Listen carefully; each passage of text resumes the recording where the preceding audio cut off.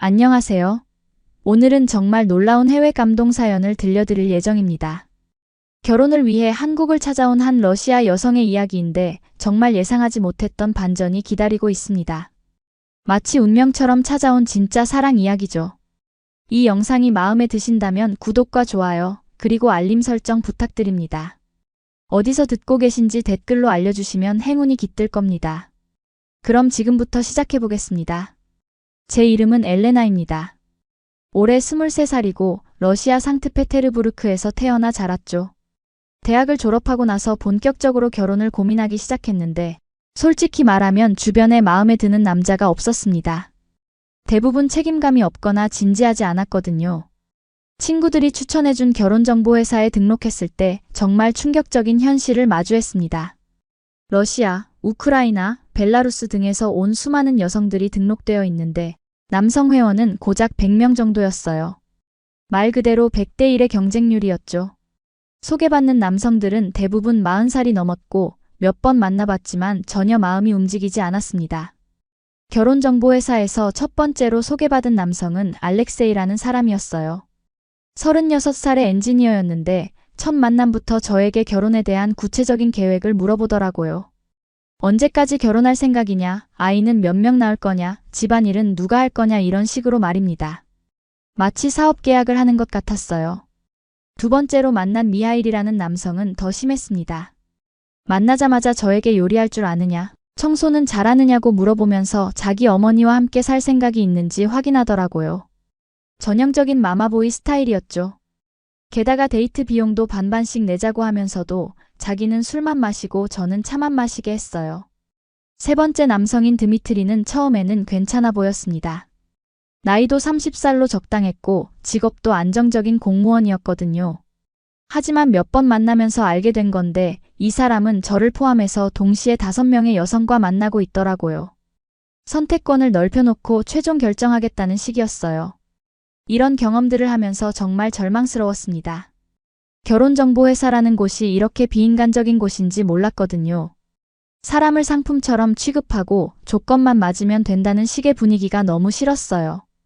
게다가 경쟁이 너무 치열해서 다른 여성들끼리도 서로를 견제하는 분위기였죠. 그러던 어느 날 친한 친구 아나스타시아가 저에게 이런 말을 했어요.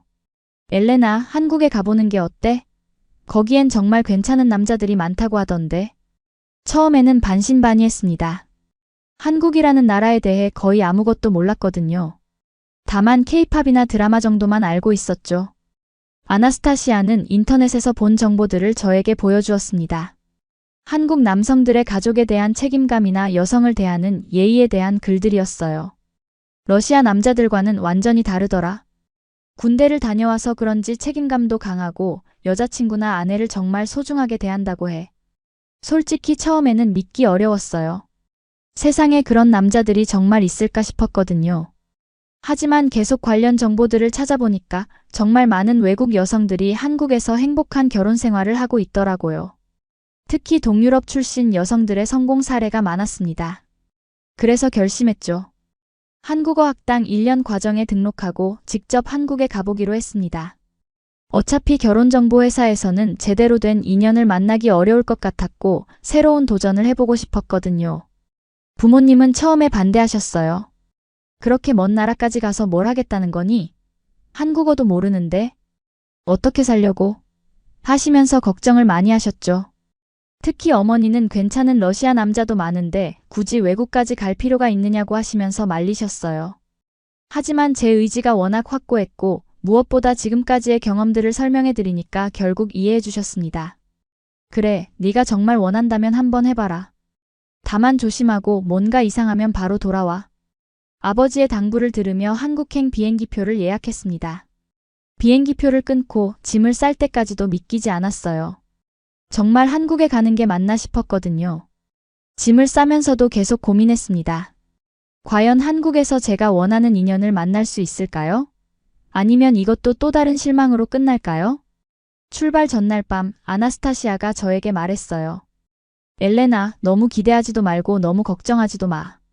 그냥 새로운 경험이라고 생각하고 가봐. 설령 인연을 못 만나더라도 한국어도 배우고 새로운 문화도 경험하는 거잖아. 친구의 격려 덕분에 마음이 조금 편해졌습니다. 인천공항에 도착했을 때의 그 느낌을 지금도 잊을 수가 없습니다. 공항부터가 너무 깨끗하고 현대적이었어요. 러시아의 공항들과는 확실히 다른 느낌이었죠. 그리고 사람들이 정말 친절했습니다.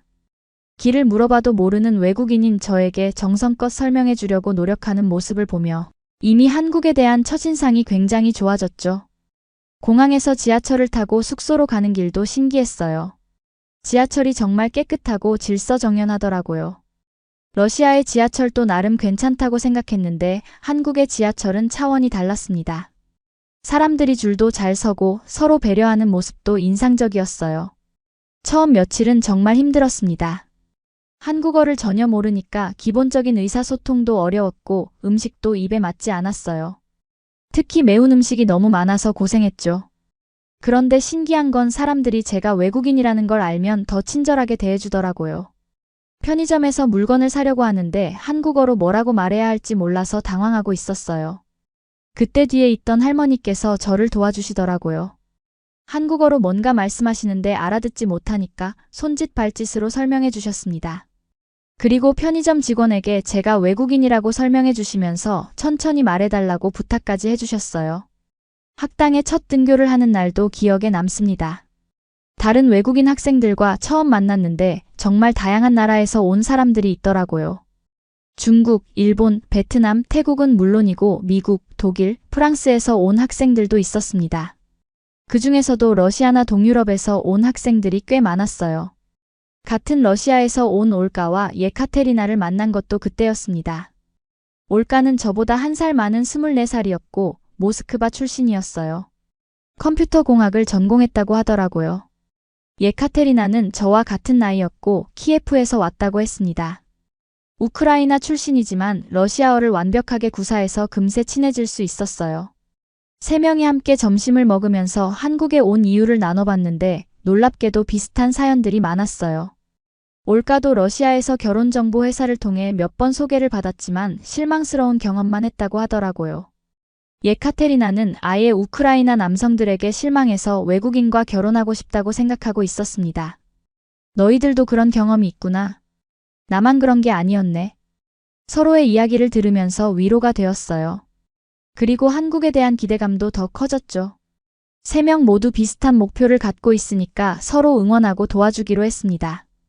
한국어 수업은 생각보다 어려웠지만 재미있었어요. 선생님들이 정말 열정적으로 가르쳐 주셨고 한국 문화에 대해서도 많은 것을 알려주셨습니다. 특히 한국 남성들의 군대 경험이나 가족을 중시하는 문화에 대해 들으면서 러시아 남성들과는 확실히 다른 점들이 있다는 걸 느꼈어요. 수업 후에는 세 명이 함께 한국 음식을 시도해보곤 했습니다. 처음에는 김치가 너무 매워서 고생했는데 점점 익숙해지더라고요. 불고기나 갈비 같은 음식들은 정말 맛있었어요. 특히 삼겹살을 구워 먹는 문화가 신기했습니다. 한 달 정도 지나니까 기본적인 인사나 간단한 대화는 가능해졌어요. 그러면서 한국 사람들과도 조금씩 접촉할 기회가 생겼습니다. 카페에서 주문할 때나 지하철에서 길을 물을 때 등 일상적인 상황에서 한국어로 대화를 시도해봤어요. 놀라운 건 한국 사람들의 반응이었습니다. 제가 한국어로 서툴게 말해도 정말 인내심 있게 들어주고 이해하려고 노력해주더라고요. 그리고 제가 외국인인 걸 알면 더 천천히 말해주거나 영어나 몸짓으로 설명해주려고 했어요. 특히 기억에 남는 건 지하철에서 길을 잃었을 때였어요. 한국어로 물어보려고 했는데 너무 긴장해서 말이 제대로 나오지 않았거든요. 그때 옆에 있던 대학생으로 보이는 남자분이 저를 도와주셨어요. 영어로 어디 가세요? 라고 물어보시더니 지도까지 그려서 설명해 주셨습니다. 한국 처음이세요? 한국어 정말 잘하시네요. 그분의 격려 덕분에 자신감도 생겼어요. 그리고 한국 생활 힘들면 언제든 도움 청하세요 라고 하시면서 연락처까지 주셨습니다. 물론 연락하지는 않았지만 그 마음 자체가 정말 고마웠어요. 이런 경험들을 하면서 한국에 대한 인상이 계속 좋아졌습니다. 사람들이 정말 친절하고 배려심이 많더라고요. 그리고 무엇보다 외국인에 대한 편견이나 차별이 별로 없다는 느낌이었어요. 한국어 공부를 시작한 지 석 달 정도 지났을 때 드디어 조금씩 일상 대화가 가능해졌습니다. 학당 선생님들도 정말 친절하셨고 한국 문화에 대해 많은 것을 가르쳐 주셨어요. 특히 한국의 가족 문화나 연인 사이의 예의에 대해 배우면서 러시아와는 확실히 다른 점들을 느꼈습니다. 선생님께서 한국 남성들은 여자친구나 아내를 정말 소중하게 생각합니다. 데이트할 때도 여성을 먼저 배려하고 결혼하면 가족을 위해 열심히 일하죠라고 설명해 주셨어요. 이런 이야기를 들을 때마다 러시아에서 만났던 남성들과 비교가 되더라고요. 올가와 예카테리나도 비슷한 생각이었습니다. 정말 그런 남자들이 있을까? 너무 좋은 이야기만 듣는 것 같아서 오히려 의심스러워. 예카테리나가 농담 반 진담 반으로 말하자 올가도 맞아. 너무 완벽한 이야기들이야. 실제로는 어떨지 모르겠어 라고 대답했어요. 그런데 우리의 의구심이 서서히 풀리기 시작한 건 일상에서 만나는 한국 남성들의 모습 때문이었어요. 지하철에서 자리를 양보하는 모습이나 무거운 짐을 들어주는 모습, 길을 물어보면 정성껏 안내해주는 모습들을 보면서 정말 다르다는 걸 느꼈거든요. 특히 한 번은 비가 많이 오는 날이었는데 저희 3명이 우산 없이 학당에서 나왔어요. 버스 정류장까지 뛰어가야 했는데 갑자기 어떤 남성분이 다가와서 우산을 빌려주시더라고요. 학생이세요? 우산 쓰세요. 저는 금방 택시 잡을 거예요. 너무 감사해서 연락처라도 받으려고 했는데 괜찮습니다. 다음에 다른 사람 도와주시면 돼요 라고 하시면서 사라지셨어요. 그때 정말 감동받았습니다. 이런 일이 러시아에서도 있을 수 있지만 한국에서는 정말 자주 경험하게 되더라고요. 그러던 어느 날 같은 반 친구 올가가 저에게 흥미로운 제안을 했어요. 엘레나, 내 한국 친구가 러시아 주재원으로 일했던 경험이 있는 한국 남성을 소개해주겠다고 하는데 만나볼래? 드디어 기회가 온 거죠. 사실 조금 떨렸지만 이것이 제가 한국에 온 목적 중 하나이기도 했으니까요. 올가의 친구는 학당에서 한국어를 가르치는 젊은 여선생님이었어요. 제 남자친구 친구 중에 러시아에서 일했던 분이 있어요. 정말 좋은 분이고 러시아 문화도 잘 이해하시거든요. 한번 만나보실래요? 약속을 잡기 전에 올가, 예카테리나와 함께 작전 회의를 했습니다. 뭘 입고 가지? 어떻게 행동해야 할까? 첫인상이 중요하잖아. 3명이 모여서 옷도 골라주고 대화 주제도 미리 생각해봤어요. 너무 긴장하지 마. 자연스럽게 행동하는 게 최고야. 올가가 조언해 주었고 예카테리나는 러시아어 할 줄 안다니까 대화는 편할 것 같아. 오히려 좋은 기회야 라고 격려해 주었습니다. 약속 장소는 강남의 한 카페였습니다. 제가 조금 일찍 도착해서 기다리고 있는데 2명의 한국 남성이 함께 들어왔어요. 한 명은 키가 크고 정장을 입은 사람이었고 다른 한 명은 좀 더 캐주얼한 옷차림에 평범해 보이는 사람이었습니다. 소개를 받고 보니 정장을 입은 분이 바로 러시아 주재원 경험이 있는 김민수 씨였어요. 정말 러시아어를 잘했고 러시아 문화에 대해서도 해박한 지식을 갖고 있었습니다. 제 고향인 상트페테르부르크의 명소들에 대해서도 자세히 알고 있어서 깜짝 놀랐죠. 상트페테르부르크 정말 아름다운 도시죠. 에르미타주 박물관은 몇 번을 가봐도 감동이에요. 그리고 네바강의 야경도 정말 멋있더라고요. 민수 씨의 유창한 러시아어와 생생한 경험담에 깜짝 놀랐어요. 함께 온 분은 박준호 씨라고 소개받았는데 대기업에서 일하는 평범한 직장인이라고 했습니다. 처음에는 단순히 민수 씨의 친구 정도로만 생각했어요. 대화도 주로 민수 씨와 나눴고 준호 씨는 조용히 듣고만 있더라고요. 엘레나 씨는 언제까지 한국에 계실 예정이세요? 민수 씨의 질문에 1년 과정인데 상황에 따라 더 있을 수도 있어요 라고 대답했습니다. 그럼 한국 생활 적응하는 데 도움이 필요하면 언제든 연락하세요. 러시아 음식이 그리우시면 러시아 식당도 안내해 드릴게요. 민수 씨는 정말 완벽해 보였습니다. 러시아어도 잘하고 매너도 좋고 배려심도 깊었어요. 그런데 이상하게도 제 마음이 전혀 두근거리지 않았습니다. 오히려 조금 부담스럽다는 생각이 들더라고요. 반면에 별로 말을 하지 않던 준호 씨가 가끔씩 던지는 유머나 제가 한국어로 어색하게 말할 때 자연스럽게 이해하려고 노력하는 모습이 자꾸 눈에 들어왔어요. 민수 씨는 러시아어로 대화하려고 했지만 준호 씨는 저의 서툰 한국어를 끝까지 들어주려고 했거든요. 한국 음식 중에 뭘 제일 좋아하세요? 준호 씨의 간단한 질문이었지만 그 순간 왜인지 마음이 편해졌어요. 민수 씨의 완벽한 러시아어보다 준호 씨의 천천히 말해주는 한국어가 더 따뜻하게 느껴졌습니다. 카페에서의 첫 만남이 끝나고 집에 돌아와서도 계속 생각이 나더라고요. 민수 씨에 대한 생각이 아니라 이상하게도 준호 씨에 대한 생각이었습니다. 왜 그럴까 곰곰이 생각해보니 아마도 준호 씨에게서 느껴지는 자연스러움과 진정성 때문인 것 같았어요. 올가와 예카테리나에게 첫 만남 후기를 털어놓았습니다. 어땠어? 러시아어 잘하는 그 사람 괜찮았지? 예카테리나가 기대에 찬 눈으로 물어봤어요. 정말 좋은 사람인 것 같은데 왜인지 모르게 마음이 설레지 않았어. 그럼 다른 남자는 어땠는데? 올가가 눈썹을 치켜 올리며 물었습니다. 사실 그 친구가 더 인상적이었어. 말수는 적었지만 뭔가 진짜 같다는 느낌이 들었거든. 제 대답에 두 친구 모두 놀라더라고요. 엘레나, 너 혹시 완벽한 남자보다 평범한 남자가 더 좋은 타입 아니야? 예카테리나의 분석에 저도 고개를 끄덕였습니다. 맞는 것 같아. 너무 완벽하면 오히려 부담스러워. 그리고 진정성이 느껴지지 않아. 며칠 후 민수 씨에게서 연락이 왔습니다. 다음에 또 만나자고 하시더라고요.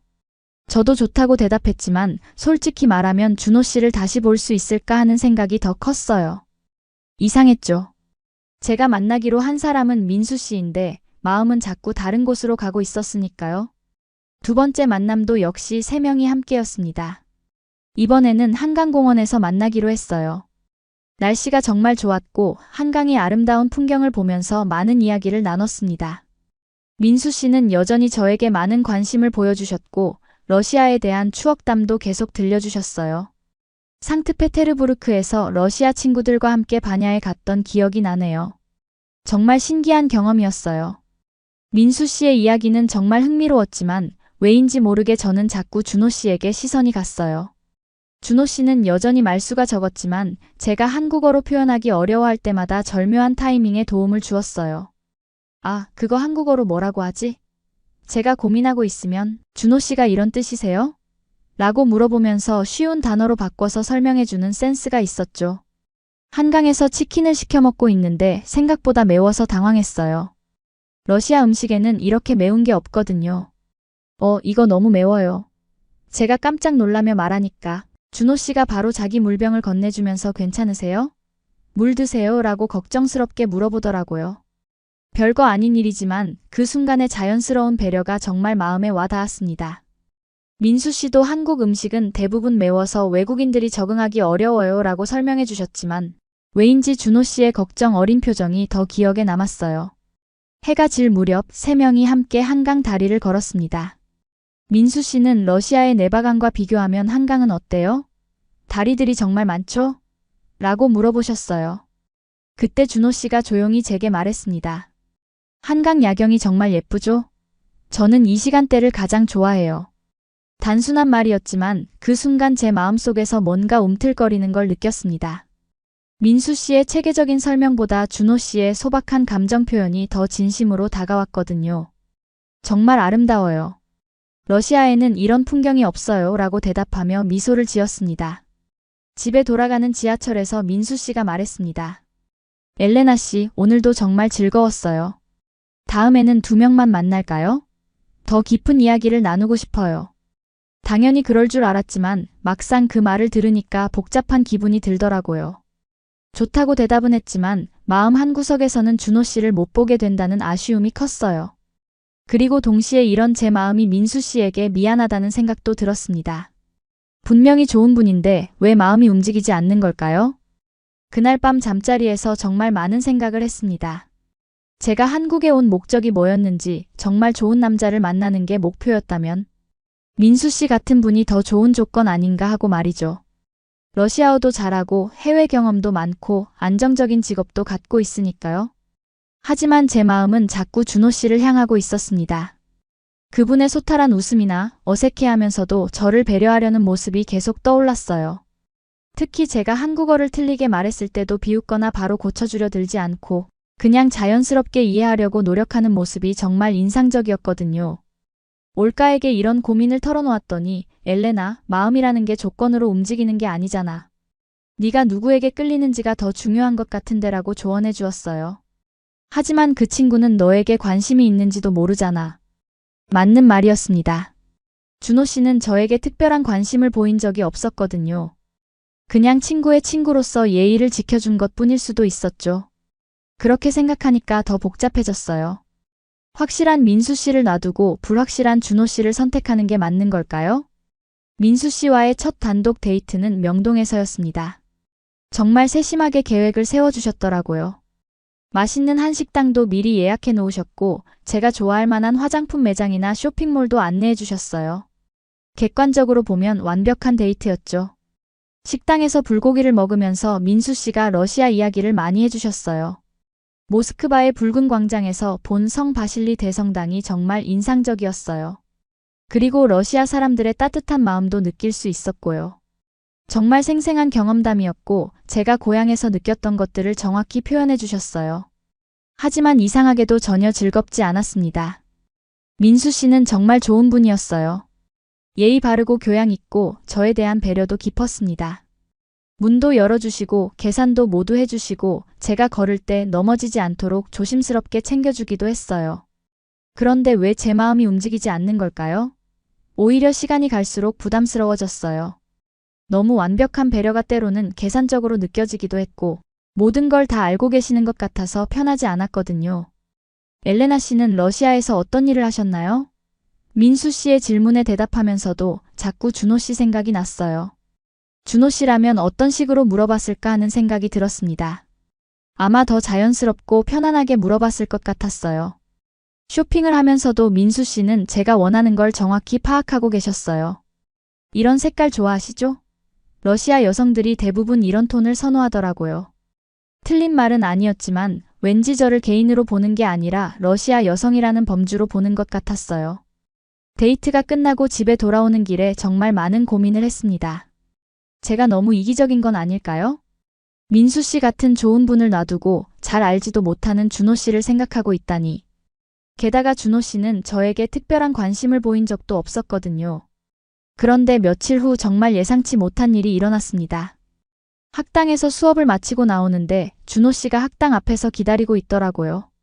정말 깜짝 놀랐어요. 꿈인가 싶어서 눈을 비비고 다시 봤는데 정말 준호 씨였습니다. 어떻게 여기에? 제가 놀라서 물어보니 민수 형에게 엘레나 씨 학당 위치를 물어봤어요 라고 하더라고요. 그러면서 조금 어색하게 웃으시더니 잠깐 이야기할 시간 있으세요? 라고 물어보셨습니다. 준호 씨의 목소리에서 뭔가 진지한 느낌이 들었습니다. 근처 카페에 앉아서 준호 씨의 이야기를 들었어요. 처음에는 날씨나 한국 생활에 대한 안부를 묻더니 점점 진지한 표정이 되더라고요. 사실 제가 먼저 말씀드려야 할 게 있어요. 준호 씨가 깊게 숨을 들이마시고 말을 시작했습니다. 민수 형이 엘레나 씨를 소개받은 건 알고 있고 형도 엘레나 씨에게 진심인 것도 알고 있어요. 하지만 잠깐의 침묵이 흘렀습니다.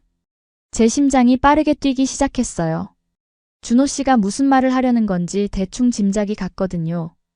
저도 엘레나 씨에게 관심이 생겼어요. 예상하고 있었지만 실제로 들으니까 정말 놀랐습니다. 제 마음이 두근거리기 시작했어요. 그동안 혼자만의 착각이었나 싶었는데 준호 씨도 저를 생각하고 있었던 거죠. 처음엔 그냥 형의 소개받은 친구 정도로만 생각했는데 함께 시간을 보내면서 엘레나 씨의 진정성을 느꼈어요. 한국어가 서툴러도 정말 열심히 소통하려고 하는 모습이나 우리 문화를 이해하려고 노력하는 모습이 너무 인상적이었거든요. 준호 씨의 말을 들으면서 제 마음속에서 뭔가가 확실해졌습니다. 제가 그동안 느꼈던 것들이 착각이 아니었구나 싶었어요. 준호 씨도 저를 특별하게 생각하고 있었던 거죠. 그런데 민수 형과의 관계 때문에 정말 고민이 많았어요. 형이 엘레나 씨에게 진심인 것도 알고 있고 제가 이런 마음을 갖는 게 옳은 건지 모르겠더라고요. 준호 씨의 솔직하고 진실한 고민이 전해졌습니다. 그때 저도 용기를 내서 말했어요. 사실 저도 준호 씨를 계속 생각하고 있었어요. 민수 씨는 정말 좋은 분이고 완벽한 조건을 갖고 계시지만 제 마음은 준호 씨에게 있었어요. 그 순간 준호 씨의 얼굴이 환해지는 것을 봤어요. 정말요? 저만 그런 게 아니었구나. 준호 씨가 안도의 한숨을 쉬더라고요. 그리고 이어서 말했습니다. 그렇다면 우리 정직하게 민수 형에게 이야기해야 할 것 같아요. 형을 속이고 우리끼리만 만날 수는 없잖아요. 그건 옳지 않아요. 민수 씨에게 진실을 말하는 것은 정말 어려운 일이었습니다. 준호 씨와 함께 민수 씨를 만나서 상황을 설명해야 했거든요. 약속 장소로 가는 길에 준호 씨가 말했어요. 형한테 미안하지만 정직하게 말하는 게 맞는 것 같아요. 나중에 알게 되면 더 상처받을 거예요. 카페에서 민수 씨를 만났을 때 처음에는 평소처럼 밝게 인사해 주셨어요. 엘레나 씨, 준호야, 웬일로 둘이 함께? 그때 준호 씨가 깊게 숨을 들이마시고 말을 시작했습니다. 형, 사실 엘레나 씨와 이야기할 게 있어서요. 준호 씨의 진지한 표정을 본 민수 씨도 뭔가 느꼈는지 표정이 굳어지더라고요. 그리고 저희의 이야기를 끝까지 들어주셨습니다. 처음에는 당황하시더니 잠시 침묵이 흘렀어요. 그 침묵이 정말 길게 느껴졌습니다. 민수 씨가 화를 내실까봐 걱정도 됐고 준호 씨에게 실망하실까봐 두려웠거든요. 그런데 민수 씨의 반응은 예상과 달랐습니다. 사실 나도 어느 정도 눈치채고 있었어. 엘레나 씨가 나보다는 준호에게 더 관심이 있다는 걸 말이야. 민수 씨의 말에 깜짝 놀랐어요. 그렇게 티가 났었나 싶었거든요. 그리고 솔직히 말하면 나도 엘레나 씨에게 진짜 사랑이라기보다는 호감 정도였던 것 같아. 러시아에 대한 추억도 있고 좋은 분이라고 생각했지만 마음 깊은 곳에서 우러나오는 감정은 아니었어. 민수 씨의 솔직한 고백에 안도했습니다. 오히려 준호가 엘레나 씨에게 진심인 게 보여서 더 안심이 돼. 내가 엘레나 씨를 행복하게 해줄 수 있을까 고민했는데 준호라면 정말 잘해줄 것 같아. 민수 씨의 너그러운 마음 덕분에 저와 준호 씨는 자연스럽게 교제를 시작할 수 있었습니다. 좋은 친구로 지내자. 그리고 준호야, 엘레나 씨 잘 챙겨줘. 민수 씨는 오히려 저희 둘을 축복해 주셨어요. 그 순간 정말 감사했고 동시에 한국 남성들의 성숙함에 감탄했습니다. 준호 씨와의 첫 정식 데이트는 정말 특별했습니다. 어디 화려한 곳에 간 것도 아니고 그냥 동네 산책을 했을 뿐인데 정말 행복했어요. 준호 씨는 저의 어색한 한국어도 웃으면서 들어주었고 제가 이해하기 쉽게 천천히 말해주었습니다. 엘레나 씨, 한국 생활은 어때요? 힘든 건 없으세요? 준호 씨의 질문에서 진짜 관심과 걱정이 느껴졌어요. 민수 씨의 질문이 형식적이었다면 준호 씨의 질문은 정말 제 마음을 헤아리려는 진심이 담겨 있었거든요. 가끔 외로울 때가 있어요. 가족이 그리워지고 한국어가 어려워서 답답할 때도 있고요. 저의 솔직한 대답에 준호 씨가 고개를 끄덕이더라고요. 그럴 때는 언제든지 연락하세요. 제가 도와드릴 수 있는 건 뭐든지 도와드릴게요. 그리고 실제로 준호 씨는 약속을 지켰습니다. 제가 한국어 숙제로 어려워할 때도 밤늦게까지 도와주었고 외로워할 때면 바쁜 일정에도 시간을 내서 함께 시간을 보내주었어요. 특히 제가 감기에 걸렸을 때가 기억에 남습니다. 혼자 아플 때의 외로움이 얼마나 큰지 모르잖아요. 그때 준호 씨가 죽을 끓여서 갖다 주었어요. 한국 사람들은 아플 때 죽을 먹어요. 소화도 잘 되고 몸에 좋아요. 준호 씨가 끓여준 닭죽을 먹으면서 정말 감동받았습니다. 맛도 좋았지만 무엇보다 그 마음이 너무 고마웠거든요. 러시아에서는 아플 때 보르시나 따뜻한 차를 마시는데 한국의 죽 문화가 신기하기도 했어요. 맛있어요? 처음 만들어봐서 잘 됐는지 모르겠네요. 준호 씨가 걱정스럽게 물어보길래 정말 맛있어요. 고마워요라고 대답했더니 정말 기뻐하더라고요. 함께 시간을 보내면서 한국 문화에 대해서도 많이 배웠습니다. 준호 씨는 저에게 한국의 전통이나 현대 문화를 정말 자세히 설명해 주었어요. 단순히 설명만 하는 게 아니라 직접 경험할 수 있게 도와주었죠. 전통 시장에도 함께 갔는데 한국의 시장 문화가 정말 흥미로웠어요. 아주머니, 이거 얼마예요? 준호 씨가 시장에서 흥정하는 모습을 보면서 한국 사람들의 인정 많은 모습을 느꼈습니다. 시장 아주머니들도 제가 외국인인 걸 알고는 더 친절하게 대해주셨어요. 러시아에서 온 거예요? 어머, 예쁘다. 우리 아들 소개해줄까? 시장 아주머니의 농담에 준호 씨가 이미 남자친구 있어요 라고 대답하니까 아주머니가 더 재미있어 하시더라고요. 한국 남자 잘 만났네. 우리나라 남자들 착해요. 그런 순간들이 정말 소중했습니다. 한국 사람들의 따뜻함을 직접 경험할 수 있었고 준호 씨와 함께여서 더 특별했어요. 준호 씨는 러시아어를 배우려고 노력하는 모습도 정말 귀여웠습니다. 발음이 어색해도 계속 연습했고 제게 간단한 러시아어로 인사를 하려고 했어요. 프리베트 라고 말할 때마다 너무 귀여워서 웃음이 나왔죠. 제대로 발음한 거 맞아요? 준호 씨가 걱정스럽게 물어보면 완벽해요. 라고 대답해줬어요. 실제로는 조금 어색했지만 그 노력하는 마음이 너무 예뻤거든요. 준호 씨와 교제한 지 석 달 정도 지났을 때 정말 놀라운 변화들이 일어나기 시작했습니다. 학당에서 같이 공부하던 러시아 친구들도 저의 변화를 눈치채더라고요. 올가가 먼저 말했어요. 엘레나, 너 요즘 정말 행복해 보인다. 얼굴에서 광이 나는 것 같아. 뭔가 좋은 일 있지? 저는 준호 씨와의 이야기를 자세히 털어놓았습니다. 처음에 결혼정보 회사를 통해 소개받은 남성이 아니라 그의 친구와 사귀게 되었다는 놀라운 사연을 말이죠. 올가뿐만 아니라 다른 러시아 친구 예카테리나도 제 이야기에 깊은 관심을 보였습니다. 정말 신기하다. 그럼 너는 완벽한 조건의 남자를 포기하고 마음에 드는 남자를 선택한 거네? 예카테리나의 질문에 저는 확신 있게 대답했어요. 맞아. 처음에는 좋은 조건의 남자를 찾으려고 했는데 진짜 중요한 건 조건이 아니라 마음이더라. 그리고 서로를 진심으로 이해하고 배려하는 마음 말이야. 제 말을 들은 두 친구가 정말 부러워하더라고요. 우리도 그런 사람 만날 수 있을까? 올가가 한숨을 쉬며 말했어요. 그때 저는 좋은 아이디어가 떠올랐습니다. 준호 오빠 친구들 중에 좋은 사람들 많아. 소개해달라고 해볼까? 준호 씨에게 이야기했더니 정말 기꺼이 도와주겠다고 하더라고요. 제 친구들 중에 정말 괜찮은 사람들 많아요. 올가 씨와 예카테리나 씨가 원한다면 언제든 소개해드릴게요. 다만 서로 부담스러워하지 않게 자연스럽게 만나는 게 좋을 것 같은데요. 그래서 더블 데이트를 계획하게 되었습니다. 첫 번째는 올가와 준호 씨의 대학 동창 성민 씨였어요. 성민 씨는 IT 회사에서 시스템 개발을 하는 조용하고 성실한 타입이었습니다. 준호 씨가 성민이는 정말 착실한 친구예요. 일도 열심히 하고 사람도 진실해요 라고 소개해 주었어요. 올가도 원래 차분하고 내성적인 성격이라서 잘 어울릴 것 같았어요. 실제로 첫 만남에서부터 두 사람의 케미가 좋았습니다. 성민 씨는 러시아의 IT 기술에 대해 많은 관심이 있었고 특히 러시아의 소프트웨어 개발 환경에 대해 궁금해했어요. 올가는 러시아에서 컴퓨터 공학을 전공했거든요. 러시아의 프로그래밍 교육은 정말 체계적이에요. 수학적 기초를 정말 탄탄하게 다져주거든요. 올가의 설명에 성민 씨가 정말 관심 있게 듣더라고요. 한국도 IT 강국이잖아요.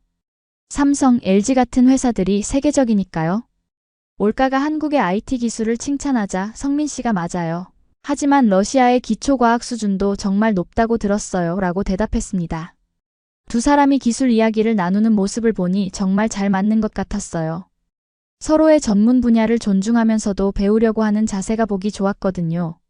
며칠 후에는 예카테리나와 준호 씨의 회사 후배 지훈 씨를 소개해 주었습니다. 지훈 씨는 성민 씨와는 정반대로 활발하고 유머러스한 성격이었어요. 마케팅 부서에서 일한다고 했는데 정말 말도 잘하고 재미있었습니다. 예카테리나도 밝고 외향적인 편이라서 금세 친해졌어요. 지훈 씨는 예카테리나에게 한국의 젊은 문화를 소개해 주었습니다. 홍대 클럽 가보셨어요? 한국의 밤 문화 정말 재미있어요. 그리고 노래방도 꼭 가봐야 해요. 예카테리나는 이런 활동적인 데이트를 정말 좋아했습니다. 러시아에서는 이런 문화가 별로 없어요. 술집은 있지만 노래방 같은 건 없거든요. 지훈 씨가 그럼 오늘 노래방 가볼까요? 라고 제안하니까 정말 좋아하더라고요. 놀라운 것은 이 모든 인연이 결혼정보회사나 소개팅 어플이 아닌 자연스러운 일상 속에서 만들어졌다는 점이었어요. 저희 셋 모두 러시아에서는 수십 번의 소개를 받았지만 제대로 된 인연을 만나지 못했는데 한국에 와서는 이렇게 자연스럽게 좋은 사람들을 만나게 된 거죠. 특히 인상적이었던 건 한국 남성들의 진정성이었습니다. 준호 씨, 성민 씨, 지훈 씨 모두 각각 다른 성격이지만 공통점이 있었어요. 바로 저희를 진심으로 이해하려고 노력한다는 점이었습니다. 준호 씨는 러시아어를 배우려고 하고 성민 씨는 러시아의 기술 문화에 관심을 가져주고 지훈 씨는 예카테리나가 한국 문화에 적응할 수 있도록 재미있게 안내해 주었어요. 이런 배려는 러시아에서는 경험해보지 못했던 일들이었거든요. 러시아 남성들은 대부분 자기중심적이었어요. 여자친구가 자기에게 맞춰주길 바라지 자기가 상대방을 위해 뭔가를 배우거나 노력하는 경우는 드물었거든요. 하지만 한국 남성들은 달랐습니다. 엘레나 씨, 러시아 전통 음식 만드는 법 가르쳐 주세요. 저도 만들어 보고 싶어요. 준호 씨의 이런 말을 들을 때마다 감동받았어요.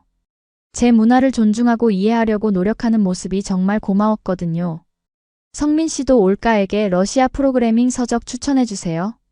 러시아 개발자들의 사고방식을 배우고 싶어요 라고 말했다고 하더라고요. 지훈 씨는 예카테리나를 위해 우크라이나 전통 무용에 대해 공부해왔다고 했고요.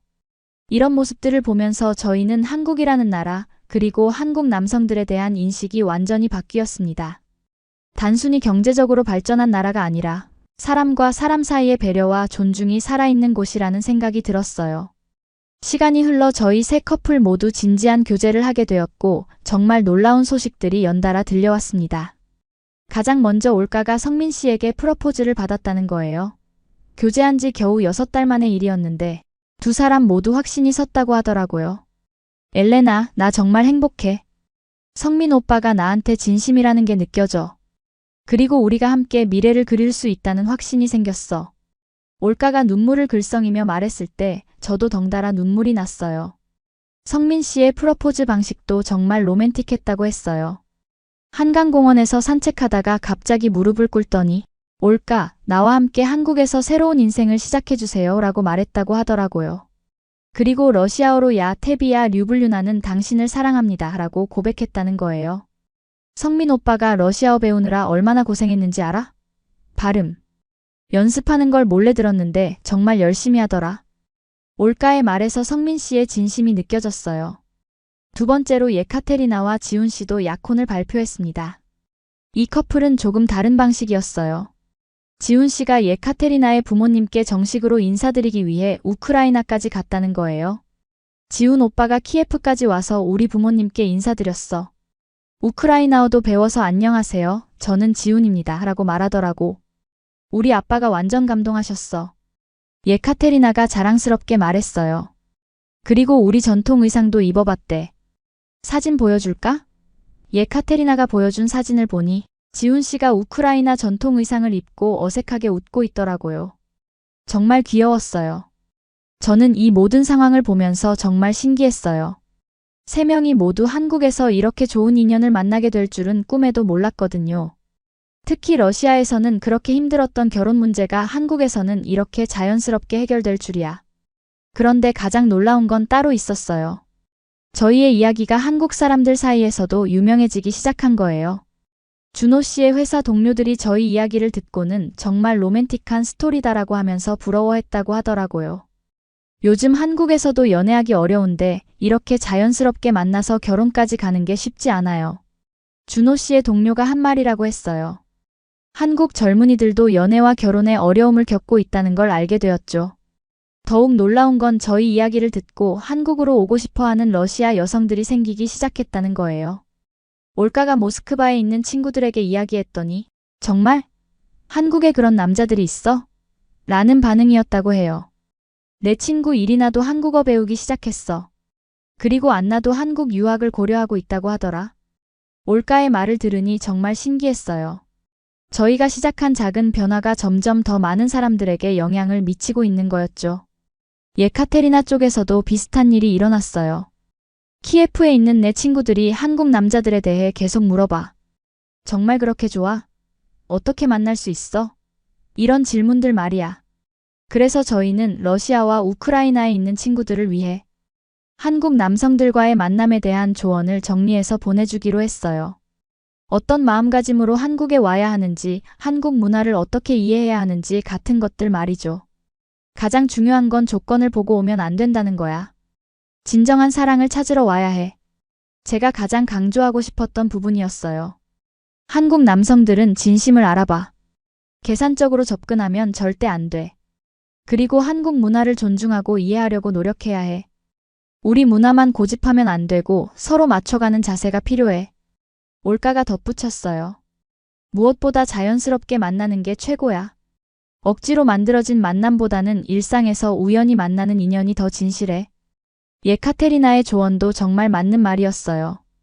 이렇게 저희의 경험이 점점 더 많은 사람들에게 전해지면서 한국과 러시아, 우크라이나 사이에 새로운 연결고리가 만들어지고 있다는 느낌이 들었어요.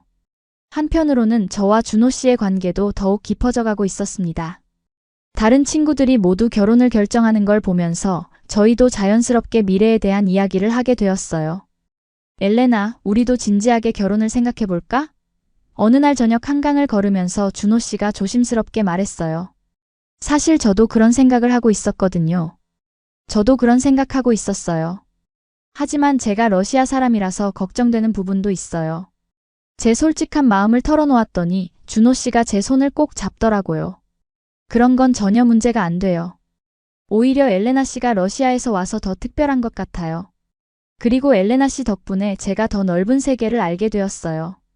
준호 씨와의 결혼 이야기가 구체화되기 시작했을 때 정말 많은 일들이 동시에 일어났습니다.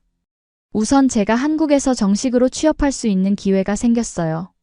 한국어도 많이 늘었고 러시아어와 한국어를 모두 할 수 있다는 장점 때문에 무역회사에서 연락이 온 거였죠. 엘레나 씨, 저희 회사에서 러시아 시장 개발 담당자를 찾고 있어요. 러시아 현지 사정도 잘 아시고 한국어도 능숙하시니까 정말 적합한 것 같은데 어떠세요? 면접에서 받은 제안이었어요. 이 일이 정말 운명적이라고 생각했어요. 단순히 결혼 때문에 한국에 오게 된 게 아니라 제 전문성도 인정받으면서 한국 사회에 기여할 수 있는 기회가 생긴 거니까요. 준호 씨도 정말 기뻐해 주었어요. 엘레나가 한국에서 자기 일을 갖게 되다니 정말 자랑스러워. 이제 완전히 한국 사람이 된 거네. 준호 씨의 말을 들으니 정말 뿌듯했어요. 그런데 더 놀라운 일이 기다리고 있었습니다. 올가와 성민 씨의 결혼식에 참석했을 때 정말 많은 한국 사람들이 저희 이야기에 관심을 보이더라고요. 특히 중년 여성분들이 러시아에서 온 며느리들이 정말 효도를 잘한다고 하면서 칭찬해 주셨어요. 요즘 한국 젊은 여자들은 시어머니 모시기 싫어하는데 러시아 여자들은 가족을 정말 소중히 여긴다더라. 어떤 할머니께서 하신 말씀이었어요. 물론 개인차가 있겠지만 저희가 한국 문화에 잘 적응하고 있다는 인식이 퍼지고 있는 것 같았어요. 올가의 결혼식은 정말 아름다웠습니다. 한국식 전통 예식과 러시아식 축복이 함께 어우러진 독특한 결혼식이었어요. 올가는 한복을 입고 전통 혼례를 치렀는데 정말 예뻤어요. 한복이 이렇게 아름다운 줄 몰랐어. 러시아 전통 의상과는 완전히 다른 매력이 있네. 올가가 한복을 입고 거울을 보면서 감탄하더라고요. 성민 씨 어머님께서 직접 골라주신 한복이었는데 정말 세심한 배려였어요. 예카테리나의 결혼 준비도 한창이었습니다. 지훈 씨와 함께 우크라이나와 한국을 오가면서 양쪽 가족 모두에게 인사를 드리고 있었어요. 지훈 오빠 부모님께서 우크라이나까지 오시겠다고 하셔. 정말 감동이야. 이런 모습들을 보면서 저도 준호 씨와의 결혼에 대해 더 구체적으로 생각하게 되었어요. 그리고 마침내 준호 씨가 정식으로 프러포즈를 했습니다.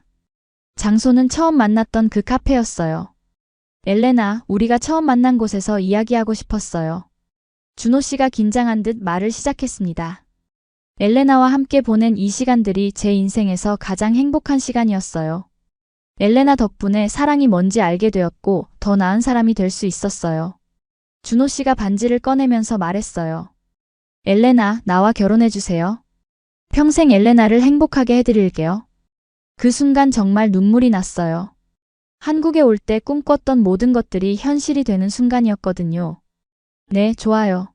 제 대답에 카페 안에 있던 다른 손님들까지 박수를 쳐주더라고요. 정말 감동적인 순간이었어요. 약혼 소식을 러시아에 있는 부모님께 전해드렸을 때 처음에는 걱정을 많이 하셨어요. 그렇게 먼 나라에서 결혼하면 언제 볼 수 있겠니? 어머니께서 눈물을 글썽이시더라고요. 하지만 준호 씨가 러시아어로 직접 인사드리는 영상을 보내드렸더니 마음을 여셨어요. 야 호추 포즈나코미차스 밤이저는 당신들과 알고 지내고 싶습니다. 라고 어색하지만 진심 어린 러시아어로 말하는 준호 씨를 보시고 정말 감동받으셨거든요. 저희 딸을 정말 사랑하시는 게 느껴져요. 그리고 한국이라는 나라도 정말 좋은 곳이라는 걸 알겠어요.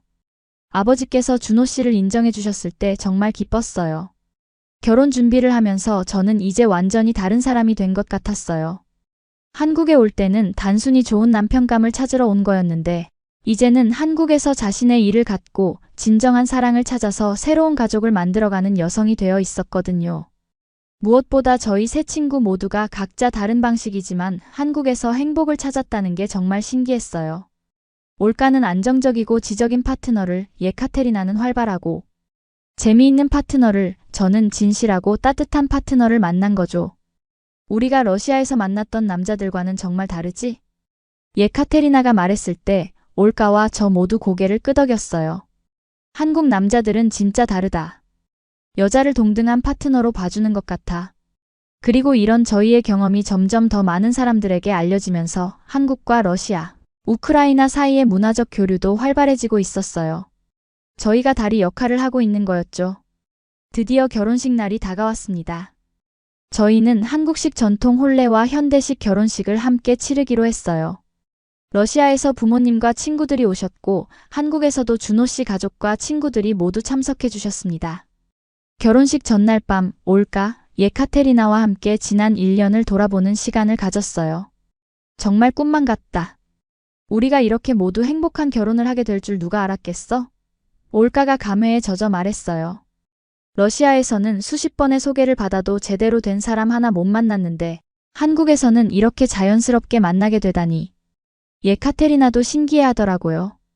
무엇보다 우리를 진심으로 사랑해주고 존중해주는 사람들을 만난 게 가장 큰 행운인 것 같아. 저의 말에 3명 모두 눈물을 글썽였어요. 결혼식 당일 정말 많은 분들이 축하해주러 오셨어요. 특히 한국 분들이 저희의 국제 결혼을 정말 축복해주시는 모습이 감동적이었습니다. 한국에 이렇게 좋은 며느리들이 와주셔서 고마워요 라고 말씀해주시는 어르신들을 보니 눈물이 났어요. 한복을 입고 패백을 드리는 순간이 특히 기억에 남아요. 준호 씨 어머님께서 우리 딸 됐구나라고 하시면서 눈물을 흘리시는데 저도 덩달아 울음이 터져버렸어요. 엘레나야, 멀리서 와서 고생 많았지? 이제 우리가 가족이니까 편하게 생각해라. 어머님의 따뜻한 말씀에 정말 한국이 제 2번째 고향이 된 것 같았어요. 러시아에서 온 부모님도 한국의 혼례 문화에 깊이 감동받으셨어요. 이렇게 가족을 중시하는 문화라니 정말 좋은 나라에 시집 간 것 같아 안심이 된다고 하시더라고요. 결혼식이 끝나고 신혼여행을 제주도로 갔는데 그곳에서 정말 많은 외국인 커플들을 만났어요. 특히 한국 남성과 결혼한 외국 여성들이 생각보다 많더라고요. 요즘 이런 국제 결혼이 많이 늘고 있어요. 특히 동유럽 여성들과의 결혼이 늘고 있다고 하더라고요.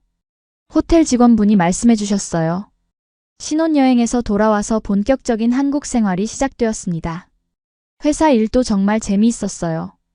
러시아 기업들과의 무역 업무를 담당하면서 제가 가진 언어 능력과 문화적 이해가 정말 도움이 되었거든요. 엘레나 씨 덕분에 러시아 기업과의 계약이 정말 순조롭게 진행되고 있어요. 문화적 차이를 잘 설명해 주셔서 오해도 없고요. 상사분이 칭찬해 주실 때마다 뿌듯했어요. 그리고 무엇보다 준호 씨와의 결혼 생활이 정말 행복했습니다. 서로 다른 문화에서 자랐지만 그 차이를 인정하고 존중하면서 새로운 가족 문화를 만들어가고 있었어요. 오늘은 보르시 만들어줄까? 아니면 김치찌개 먹을까? 이런 사소한 선택들도 저희에게는 특별한 의미였어요. 러시아 문화와 한국 문화가 자연스럽게 어우러지는 순간들이었거든요. 1년 후 정말 놀라운 소식을 들었어요.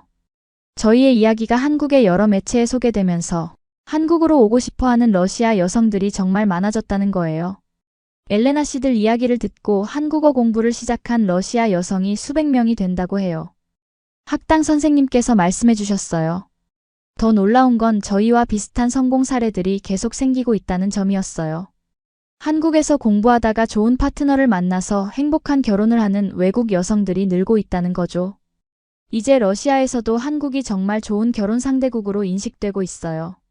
조건이 아니라 진정한 사랑을 찾을 수 있는 곳으로 말이에요. 러시아 대사관 직원분이 말씀해 주셨어요. 지금 돌이켜보니 저희가 한국에 온 것은 단순한 우연이 아니었던 것 같아요. 서로 다른 문화권의 사람들이 만나서 진정한 사랑을 찾고 그 과정에서 두 나라 사이의 이해와 교류를 증진시키는 다리 역할을 하게 된 거니까요. 엘레나, 우리가 한국에 온 게 정말 잘한 일인 것 같아. 올가가 아이를 낳고 행복해하는 모습을 보면서 말했어요. 예카테리나도 맞아. 여기서 진짜 인생을 찾은 것 같아라고 대답했어요. 저 역시 같은 생각이었어요. 한국에서 만난 것은 단순히 좋은 남편만이 아니었어요. 새로운 인생, 새로운 꿈, 그리고 진정한 행복이었거든요. 준호 오빠, 고마워요. 저를 한국으로 이끌어준 운명에게도 감사하고요. 어느 날 저녁 준호 씨에게 말했더니 나야말로 고마워. 엘레나 덕분에 진짜 사랑이 뭔지 알게 됐어라고 대답해 주더라고요. 이제 저는 확신할 수 있어요. 진정한 사랑은 조건이나 계산으로 찾는 게 아니라 진심과 진심이 만날 때 자연스럽게 찾아오는 거라는 것을. 그리고 한국은 그런 진심이 통하는 나라라는 것을요. 저희 이야기를 듣는 모든 분들께 말씀드리고 싶어요. 사랑은 국경을 넘나들고 진심은 언어의 장벽을 뛰어넘는다는 것을. 그리고 용기 있게 새로운 도전을 하면 생각지도 못했던 행복이 기다리고 있을 수 있다는 것을요. 안녕하세요, 여러분. 오늘도 감동의 눈물과 함께 해주셔서 정말 감사합니다. 혹시 여러분은 겨울철에 집안에서도 두꺼운 옷을 입고 계시나요? 오늘 들려드릴 이야기는 정말 놀라운데요. 영하 30도 캐나다 한복판에서 반팔 차림으로 생활하는 한국 남편과 캐나다 아내의 이야기입니다. 어떻게 그런 일이 가능할까요? 바로 우리나라의 자랑스러운 온돌 기술 때문이죠. 캐나다 현지인들이 깜짝 놀란 한국의 온돌 문화. 그리고 그 온돌이 한 가정에 가져다준 기적 같은 변화를 지금부터 들려드리겠습니다. 온돌이라고 하면 여러분도 잘 아시죠? 우리 조상들의 지혜가 담긴 따뜻한 바닥 난방 말입니다. 그런데 이 온돌이 캐나다에서 어떤 기적을 만들어냈는지 정말 놀라우실 거예요. 오늘도 끝까지 함께 해주시고요. 구독과 좋아요, 알림 설정 부탁드립니다. 그리고 어디서 듣고 계신지 댓글로 알려주시면 행운이 깃들 거예요. 이야기의 주인공은 캐나다 퀘벡 출신의 메간 스콧입니다. 32살인 메간은 평범한 캐나다 여성이었죠. 캐나다 하면 뭐가 떠오르시나요? 바로 혹독한 추위입니다. 메간의 고향은 겨울이면 영하 30도까지 내려가는 곳이었어요. 어릴 때부터 메간은 겨울만 되면 집안에서도 두꺼운 스웨터를 입고 살았습니다. 전기난로 앞에서 떨며 지내는 게 일상이었죠. 엄마, 왜 우리 집은 이렇게 추워요? 어린 메간이 어머니에게 물어보면 어머니는 항상 이렇게 답했어요. 얘야, 캐나다 겨울이 원래 이래. 참고 살아야지 뭐. 그렇게 메간은 추위를 당연한 것으로 받아들이며 자랐습니다. 대학을 졸업한 후에도 마찬가지였죠. 겨울이면 집안에서도 양말을 신고 두꺼운 옷을 입고 지냈어요. 메간의 부모님 댁도 늘 손발이 시려울 정도였죠. 특히 겨울밤에는 전기장판 없이는 잠들기 어려웠습니다. 캐나다 북부 지역의 겨울은 정말 혹독했거든요. 집안 온도가 10도 밑으로 내려가는 날도 있었어요. 난방비도 만만치 않았습니다. 겨울철 한 달 난방비가 $500를 넘나들 정도였으니까요. 메간의 아버지는 항상 한숨을 쉬며 말했습니다. 이 추운 날씨가 언제까지 계속될까? 정말 캐나다에서 태어난 게 원망스러워. 어머니도 마찬가지였어요. 관절염 때문에 겨울이면 무릎이 시려서 걷기도 힘들어했습니다. 그런 메간에게 인생을 바꿀 기회가 찾아왔습니다. 바로 한국으로의 교환학생 프로그램이었어요. 메간은 아시아 문화에 관심이 많았는데 특히 한국의 K-팝과 K-드라마에 푹 빠져 있었습니다. 한국에 가서 직접 그 문화를 체험해보고 싶어요. 메간은 부모님을 설득했고 결국 서울의 한 대학으로 교환학생을 가게 되었습니다. 부모님은 처음에는 걱정했어요. 한국이 얼마나 먼 나라인데, 그리고 언어도 다르고. 하지만 메간의 의지가 확고해서 결국 허락해 주었죠. 딸이 그렇게 원한다면 뭐 어쩌겠니? 2019년 9월 메간은 인천공항에 도착했습니다. 처음 느낀 한국은 생각보다 덥고 습했어요. 와, 여기는 캐나다보다 훨씬 따뜻하네요. 메간은 신기했죠. 하지만 진짜 놀라운 경험은 겨울이 되어서부터였습니다. 11월 말 한국에도 겨울이 찾아왔어요. 메간은 당연히 캐나다에서처럼 두꺼운 옷을 준비했습니다. 캐나다에서 가져온 두꺼운 패딩과 털모자, 장갑까지 완벽하게 준비했죠. 그런데 서울의 겨울은 메간이 생각했던 것과 달랐습니다. 물론 춥긴 했지만 캐나다만큼 혹독하지는 않았어요. 그런데 기숙사 룸메이트인 지수를 보고 깜짝 놀랐어요. 밖은 영하 5도인데 지수는 기숙사 방에서 반팔 티셔츠에 반바지 차림이었습니다. 지수야, 춥지 않아? 메간이 물어보자 지수는 웃으며 답했어요. 왜? 전혀 안 추운데. 오히려 더워서 창문 좀 열까? 메간은 정말 이해할 수 없었습니다. 분명 밖은 추운데 방 안은 마치 여름 같았거든요. 메간은 자신이 착각하고 있는 건 아닌지 온도계를 확인해 봤어요. 방 안 온도는 22도였습니다. 그런데 왜 이렇게 따뜻한 거죠? 메간아, 너 우리나라 온돌 몰라? 지수가 바닥을 가리키며 말했습니다. 바닥이 따뜻해? 이게 뭐야? 메간은 호기심에 바닥에 손을 대어봤어요. 정말 따뜻해. 그때까지 메간은 바닥 난방이라는 개념을 몰랐습니다. 캐나다는 벽에 달린 라디에이터나 천장의 온풍기로 난방을 했거든요. 하지만 한국의 온돌은 바닥 전체가 따뜻했어요. 이거 완전 신기해. 바닥이 이렇게 따뜻하니까 발이 안 시려워. 메간은 처음으로 겨울에 맨발로 다니는 경험을 했습니다. 캐나다에서는 상상도 할 수 없는 일이었죠.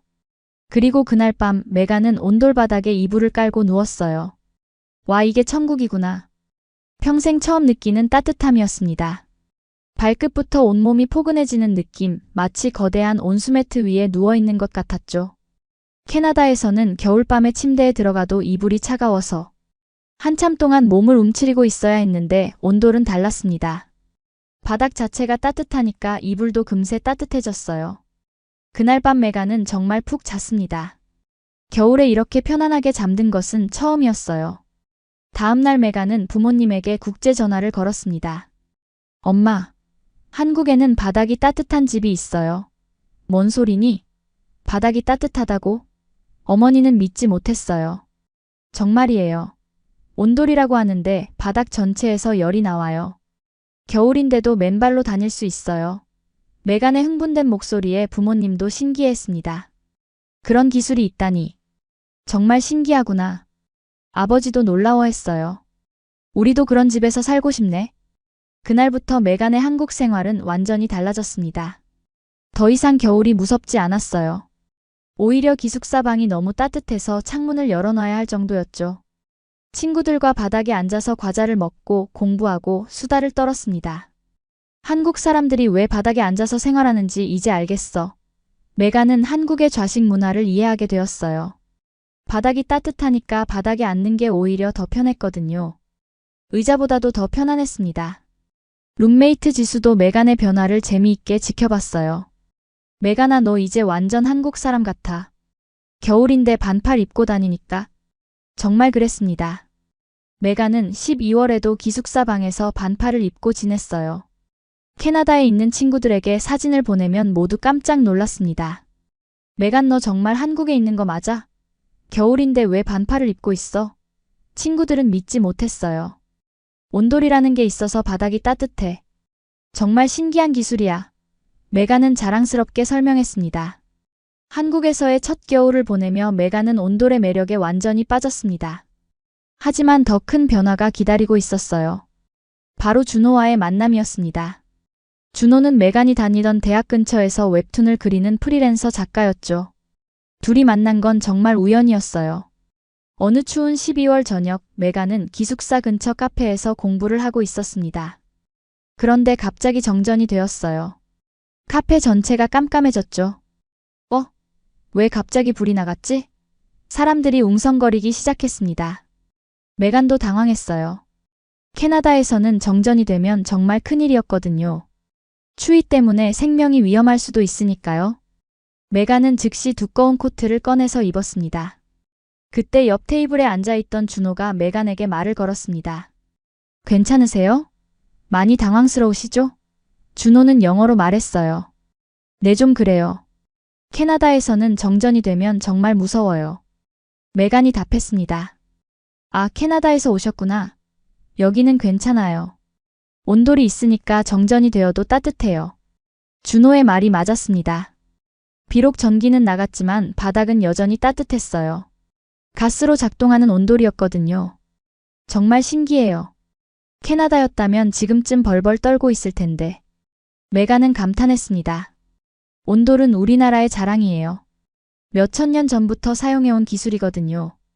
준호가 자랑스럽게 말했죠. 그렇게 둘은 자연스럽게 대화를 시작했습니다. 준호는 웹툰 작가였고 메간은 마케팅을 전공하는 학생이었어요. 웹툰이라는 게 정말 한국 문화의 특징이네요. 맞아요. 우리나라는 디지털 콘텐츠 강국이거든요. 둘은 서로의 문화에 대해 이야기를 나누며 금세 친해졌습니다. 준호는 메간에게 한국의 다양한 문화를 알려주었고 메간은 캐나다의 생활을 소개해 주었어요. 정전이 복구되고 나서도 둘은 계속 대화를 이어갔어요. 혹시 시간 되시면 한국 전통 문화 구경시켜 드릴까요? 한옥도 가보시고. 준호가 제안했습니다. 정말요? 좋아요. 메간은 기뻤어요. 그렇게 둘의 데이트가 시작되었죠. 다음 주말 준호는 메간을 북촌 한옥마을로 데려갔습니다. 와, 이 집들도 온돌이 있어요? 메간이 물어봤어요. 당연하죠. 한옥의 온돌은 정말 예술이에요. 아궁이에서 불을 지피면 굴뚝까지 연기가 지나가면서 바닥을 데우는 원리거든요.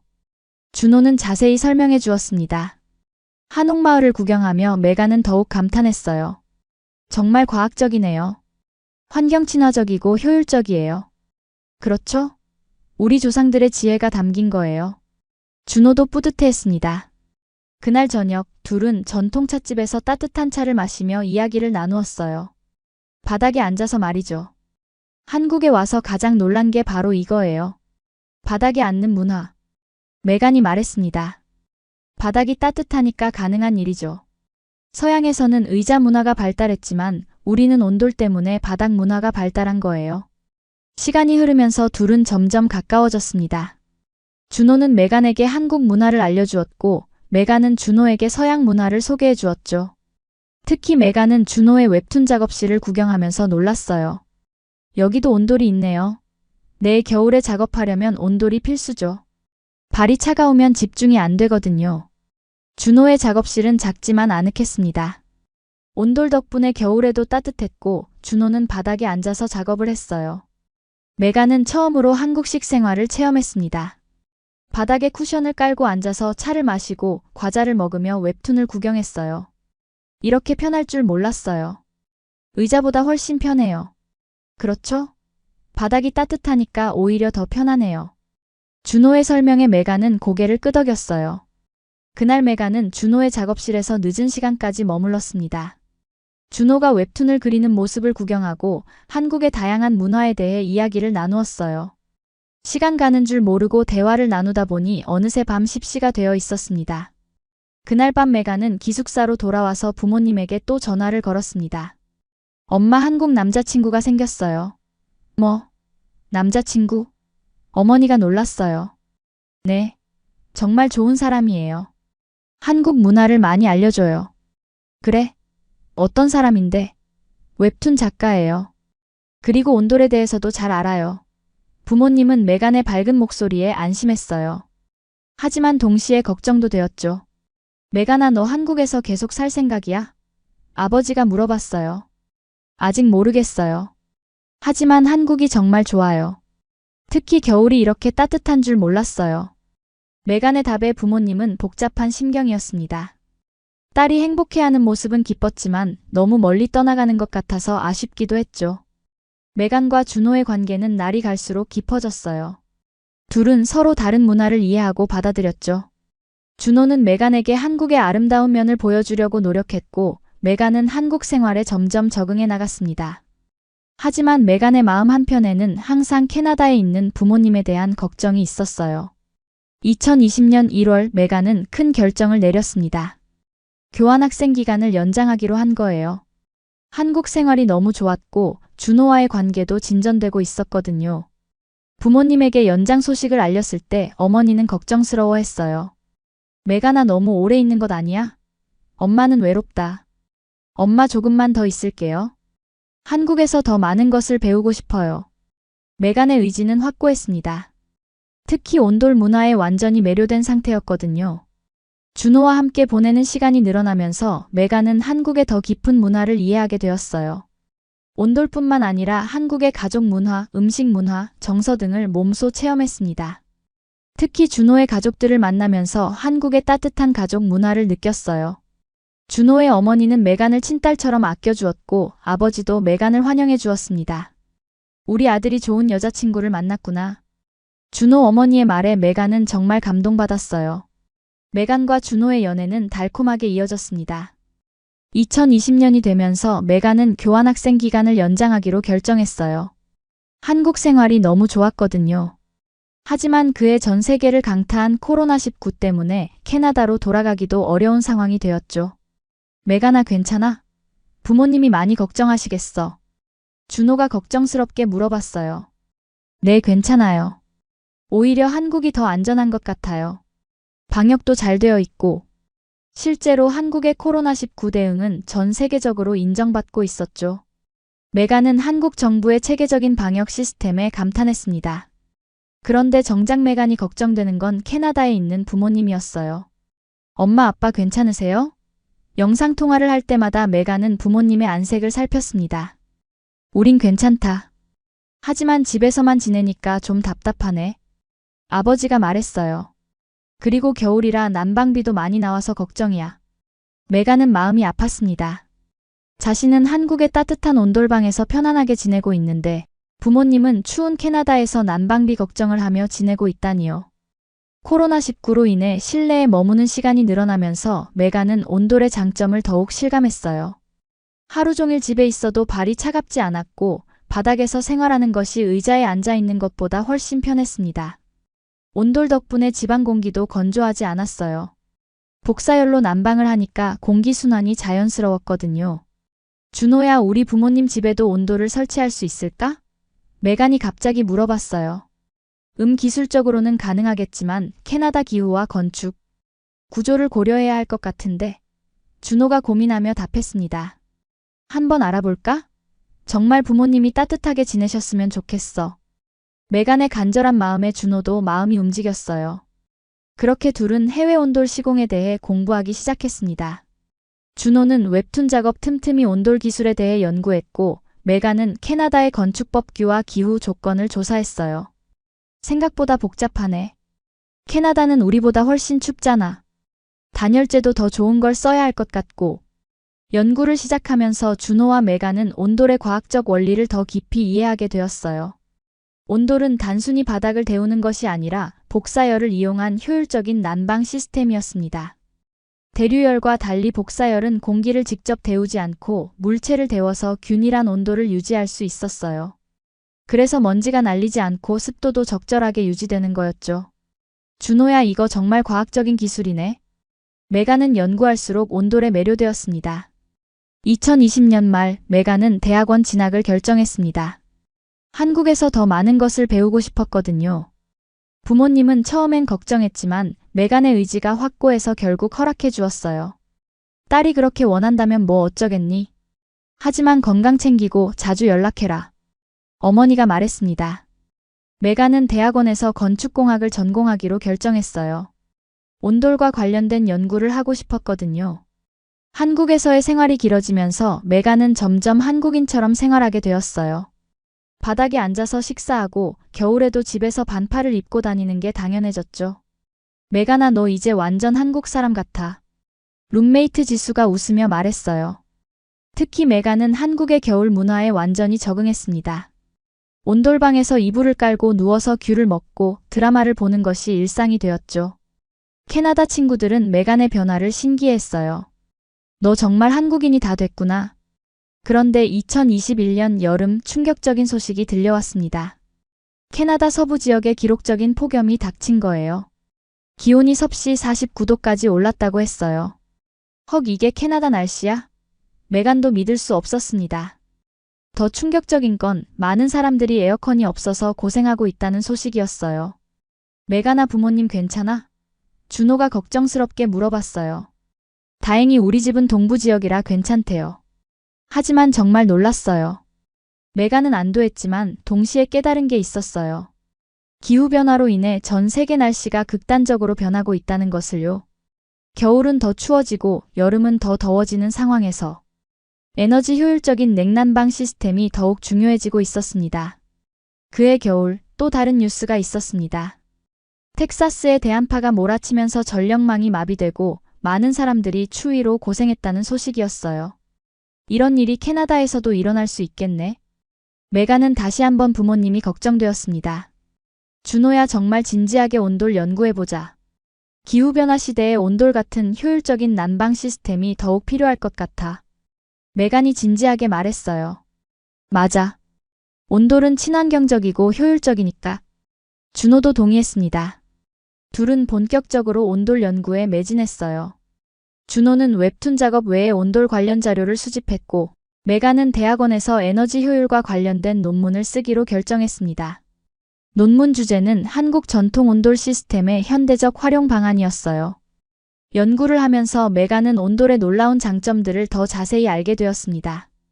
온돌은 복사열을 이용해서 효율이 높고 먼지가 날리지 않아서 건강에 좋고 습도 조절 효과도 있다는 것을요. 이런 좋은 기술이 왜 전 세계로 퍼지지 않았을까? 아마 기후 차이 때문일 거야. 그리고 각 나라마다 고유한 난방 방식이 있으니까. 준호가 답했어요. 하지만 기후변화로 인해 극단적인 날씨가 늘어나면 온돌 같은 효율적인 시스템이 더욱 주목받을 것 같아. 메간의 예상이 맞았습니다. 2022년 들어서 유럽의 에너지 위기가 닥쳤고 많은 나라들이 에너지 효율적인 난방 시스템에 관심을 갖기 시작했어요. 메간은 이 기회에 더욱 열심히 연구에 몰두했습니다. 논문을 쓰면서 메간은 온돌이 단순한 전통 기술이 아니라 미래 지향적인 친환경 기술이라는 것을 깨달았어요. 온돌의 원리를 현대 기술과 접목하면 더욱 효율적인 시스템을 만들 수 있을 것 같았습니다. 2022년 메간은 대학원을 졸업하면서 중요한 결정을 내려야 했습니다. 한국에 남을 것인지 캐나다로 돌아갈 것인지 말이에요. 준호와의 관계도 점점 진지해지고 있었거든요. 메간아, 우리 결혼할까? 어느 날 준호가 프러포즈를 했어요. 메간은 기뻤지만 동시에 고민이 깊어졌습니다. 준호야, 나는 정말 좋은데 부모님 생각을 하면 마음이 복잡해. 나도 알아. 부모님께서 많이 외로우시겠지. 준호도 이해했어요. 메간은 외동딸이었거든요. 부모님에게는 메간이 전부였죠. 메간의 고민을 알고 있던 준호는 오랫동안 생각했습니다. 그리고 어느 날 뜻밖의 제안을 했어요. 메간아, 우리 캐나다 가서 살까? 정말? 너 진짜야? 메간은 깜짝 놀랐어요. 응. 웹툰은 어디서든 그릴 수 있잖아. 그리고 부모님 가까이에서 효도해야지. 준호의 말에 메간은 감동받았습니다. 한국 남자가 사랑하는 여자를 위해서 이국 땅으로 떠나겠다고 하다니요. 하지만 캐나다는 정말 추워. 너 견딜 수 있을까? 메간이 걱정스럽게 물어봤어요. 괜찮아. 우리 집을 한국처럼 만들면 되잖아. 준호가 자신 있게 답했습니다. 온돌 깔고 단열재 좋은 걸로 하고 이중창도 설치하고. 준호는 이미 계획을 세우고 있었어요. 그리고 캐나다에도 한국 교민들이 많으니까 도움을 받을 수 있을 거야. 메간은 준호의 진심에 감동받았습니다. 정말 고마워. 하지만 온돌 시공이 쉽지 않을 텐데. 괜찮아. 우리 지난 2년 동안 연구한 거 있잖아. 그리고 기술은 사람이 만드는 거니까 충분히 가능할 거야. 2022년 가을 둘은 결혼을 발표했습니다. 부모님들은 처음엔 놀랐지만 점차 받아들였어요. 특히 메간의 부모님은 준호가 캐나다로 오겠다고 하자 정말 기뻐했습니다. 정말 고마운 사위구나. 딸을 위해서 이국 땅으로 오겠다니. 메간의 아버지는 눈물을 흘리며 말했어요. 준호의 부모님도 처음엔 걱정했지만 아들의 의지를 존중해 주었습니다. 아들이 행복하다면 그것만으로도 충분하다. 결혼식은 한국에서 간단하게 치렀어요. 코로나19 때문에 소규모로 했지만 의미 있는 시간이었죠. 결혼식에서 준호는 메간의 부모님에게 영상 메시지로 인사를 전했습니다. 캐나다에 가서 메간과 함께 따뜻한 가정을 만들겠습니다. 그리고 부모님께 효도하겠습니다. 메간의 부모님은 영상을 보며 감동의 눈물을 흘렸어요. 결혼 후 본격적인 캐나다 이주 준비가 시작되었어요. 가장 중요한 건 집을 구하는 일이었습니다. 메간의 부모님이 도움을 주기로 했어요. 메간 집 근처에 괜찮은 땅이 하나 있어. 거기에 집을 지어보는 게 어떨까? 아버지가 제안했습니다. 집을 직접 지으면 온돌 시공이 더 쉬울 것 같은데. 준호가 흥미를 보였어요. 맞아. 기존 집에 개조하는 것보다 처음부터 설계하는 게 나을 것 같아. 메간도 동의했습니다. 그렇게 둘은 캐나다의 온돌하우스를 짓기로 결정했어요. 준비 과정은 쉽지 않았습니다. 캐나다 건축법규를 연구하고 온돌 시공 업체를 찾고 자재를 구하는 일 등 해야 할 일이 산더미였어요. 생각보다 복잡하네. 캐나다에서 온돌 시공한 사례가 별로 없어서 참고할 자료가 부족해. 메간이 한숨을 쉬었습니다. 하지만 준호는 포기하지 않았어요. 온라인으로 전 세계 바닥 난방 사례들을 찾아보고 한국의 온돌 전문가들과 상담도 받았습니다. 유럽에서도 바닥 난방을 많이 쓴대. 우리 온돌과는 조금 다르지만 비슷한 원리야. 가장 큰 문제는 캐나다의 혹독한 추위였습니다. 한국보다 훨씬 추운 기후에서도 온돌이 효과적으로 작동할지 의문이었어요. 단열재를 두껍게 하고 보일러 용량도 크게 해야 할 것 같아. 준호가 연구 자료를 보며 말했어요. 그리고 정전에 대비해서 비상전력 시스템도 필요할 것 같고, 메간도 캐나다의 특수한 상황을 고려해야 한다는 것을 깨달았어요. 하지만 포기할 수는 없었습니다. 부모님이 따뜻하게 지내시는 모습을 보고 싶었거든요. 드디어 2023년 초 메간과 준호는 캐나다로 출발했습니다. 인천공항에서 가족들과 이별 인사를 나눌 때 메간은 눈물이 났어요. 한국에서 정말 행복했어. 고마워 모든 분들. 준호도 아쉬워했습니다. 한국 음식이 그리울 것 같아. 준호의 부모님은 아들을 꽉 안으며 말했습니다. 건강하게 잘 살아라. 그리고 온돌로 캐나다를 따뜻하게 만들어라. 캐나다에 도착한 첫날 준호는 충격을 받았어요. 2월에 퀘벡은 영하 25도였거든요. 헉, 이게 캐나다 겨울이구나. 메간의 부모님 집에서도 난로를 켜고 있었지만 온돌에 익숙해진 준호에게는 너무 추웠어요. 어머님 이렇게 추우신데 어떻게 지내세요? 그냥 참고 살아야지 뭐. 우리 때는 더 추웠어. 메간의 어머니가 웃으며 답했어요. 하지만 준호는 마음이 아팠습니다. 이렇게 춥게 지내실 필요가 없는데 말이에요. 그날 밤 메간과 준호는 이불을 여러 장 덮고 잤지만 발끝이 시려워서 잠들기 어려웠어요. 준호야 정말 괜찮아? 너무 추우면 한국으로 돌아가도 돼. 메간이 걱정스럽게 말했어요. 아니야. 이제 시작이야. 우리가 캐나다를 따뜻하게 만들어보자. 준호의 의지는 확고했습니다. 다음 날부터 본격적인 온돌하우스 건축 준비가 시작되었어요. 캐나다에서의 첫 한 달은 정말 고생스러웠습니다. 준호는 한국의 따뜻한 온돌방이 그리워서 매일 한숨을 쉬었어요. 메가나 발가락 감각이 없어. 조금만 참아. 곧 집 짓기 시작하면 달라질 거야. 메간도 마음이 아팠지만 힘을 내려고 노력했습니다. 준호는 매일 한국의 온도를 그리워했어요. 한국에서는 이런 생각을 해본 적이 없었는데 캐나다에 와서야 온돌의 소중함을 절실히 깨달았습니다. 아침에 일어나서 발을 바닥에 딛는 순간부터 차가움이 온몸으로 전해졌거든요. 드디어 3월이 되어서 집터 공사가 시작되었어요. 하지만 예상치 못한 문제가 생겼습니다. 현지 건설업체들이 온돌에 대해 전혀 몰랐거든요. 온돌이 뭐예요? 바닥 난방이라고요? 건축업자들은 고개를 갸우뚱했어요. 우리는 라디에이터나 온풍기만 설치할 줄 알아요. 준호는 답답했지만 차근차근 설명하기 시작했습니다. 한국에서 수천 년 동안 사용해온 난방 기술이에요. 바닥 전체를 따뜻하게 만드는 방식이죠. 준호는 직접 나서기로 결정했습니다. 내가 직접 온돌 설계를 하고 시공 방법도 알려줄게. 준호는 지난 2년간 공부한 모든 자료를 꺼내서 건축업자들에게 설명했어요. 봐요, 이렇게 바닥 아래에 배관을 깔고 온수를 순환시키는 거예요. 현대식 온돌은 물을 데워서 바닥 배관으로 순환시키는 방식이었습니다. 보일러에서 데워진 물이 바닥의 배관을 통해 흐르면서 바닥 전체를 따뜻하게 만드는 원리였죠. 처음에는 건축업자들도 반신반의했어요. 이게 정말 효과가 있을까요? 당연하죠. 한국에서는 수천 년 동안 사용해온 검증된 기술이에요. 준호의 확신에 찬 설명에 점차 사람들이 관심을 보이기 시작했습니다. 특히 캐나다의 추운 겨울을 고려하면 바닥 난방이 매우 효율적일 것 같다고 건축업자들도 인정했어요. 기존의 라디에이터나 온풍기는 천장 쪽만 따뜻하고 바닥은 차가웠거든요.